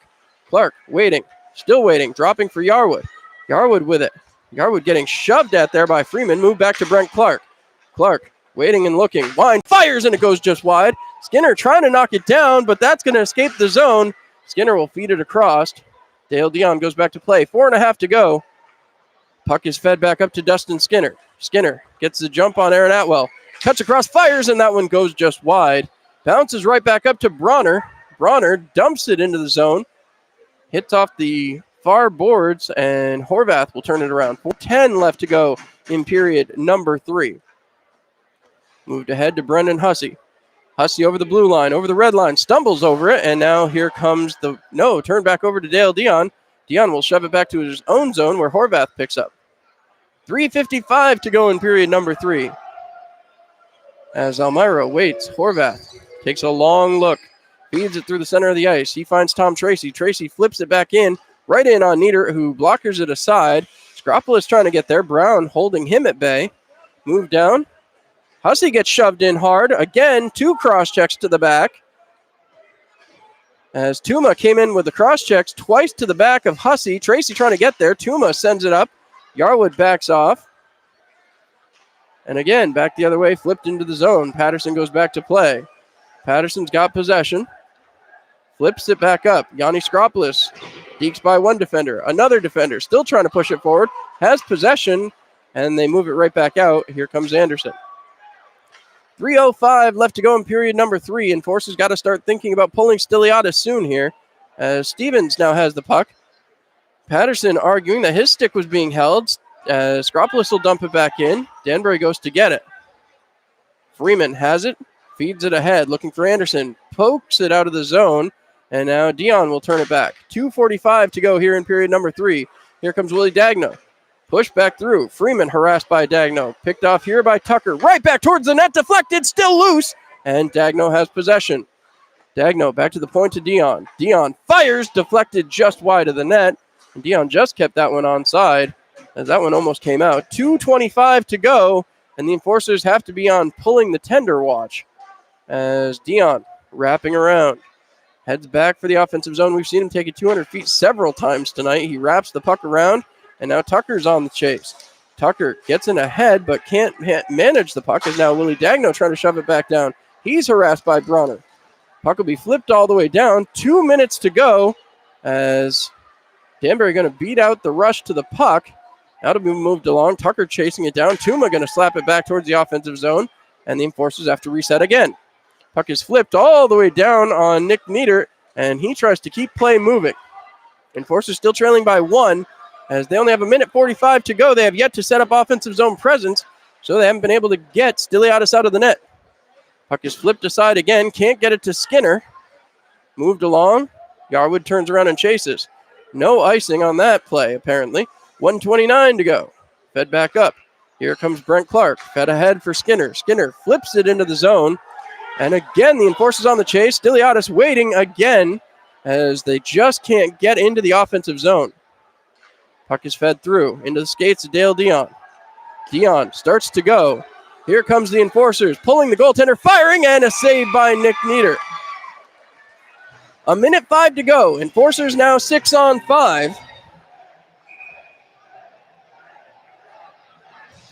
So, the chanting of Civ continuing at the Enforcers bench.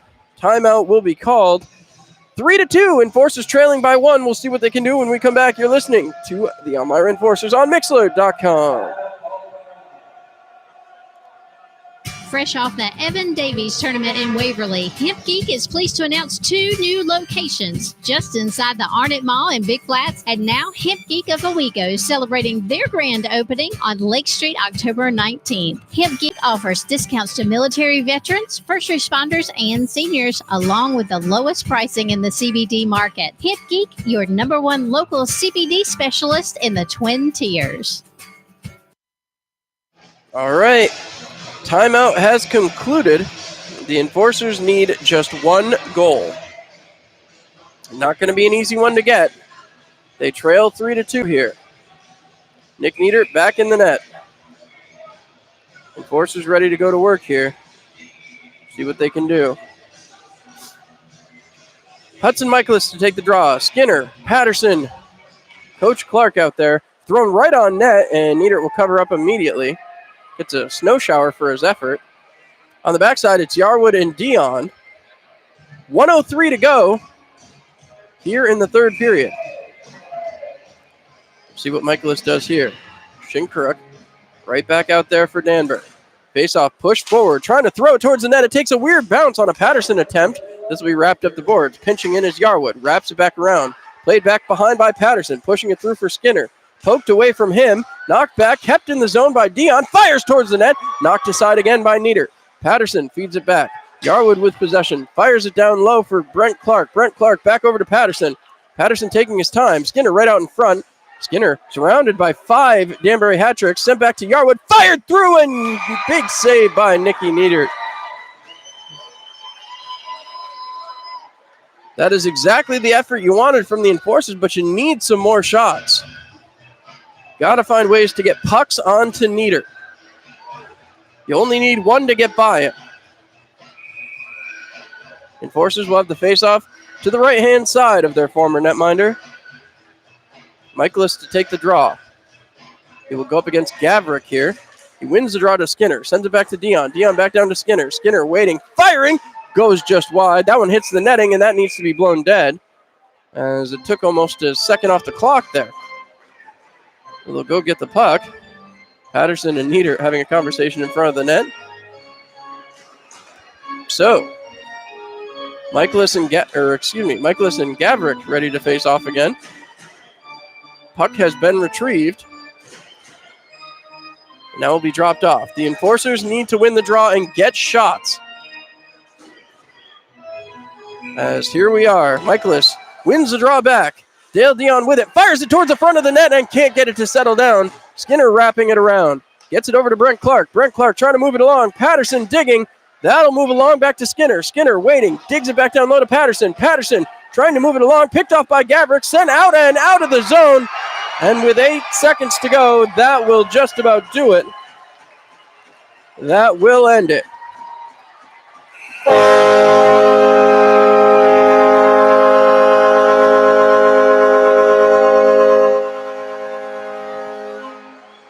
So the former Enforcers netminder, Nick Nieder, gets it done against his former team. And the Enforcers will suffer defeat for the 3rd time this weekend and that cannot be a comfortable situation for them. 3-2 the final as they lose yet again to the Danbury Hat-Tricks. Enforcers going to have some work to do as they continue to move forward through the season. Obviously, injuries playing a huge part about it. And I just am not sure what more you can say. The Enforcers played their hearts out. They came back and got it tied up once. Couldn't get it done for the second time, unfortunately. As now Nick Nieder going to do something here at center ice. Not sure what this is. Something about a barrel.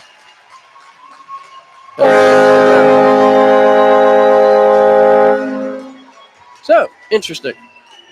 Again, not sure what that is. Must be Danbury tradition, but Enforcers played their hearts out. They tried to come back. They did so once. Second time was just too much. Unfortunate for the Enforcers, and Danbury continues to really dominate Elmira here in this season series. You just got to hope to get things going. Hopefully a better effort out there in Watertown coming up on Monday. Take another look through the out-of-town scores before we sign off here from Danbury. As I said, we take a look. We said it already. Carolina 4, Battle Creek 0. That's a final. Final in the shootout, the Columbus River Dragons claim victory over the Danville Dashers. Port Huron Prowlers win 4-2 over the Mentor Icebreakers. And the Watertown Wolves 8-3 right now as the time is running down against the Delaware Thunder. So didn't go the Enforcers' way tonight. Hopefully they can turn things around on Monday. 0-3 on the weekend.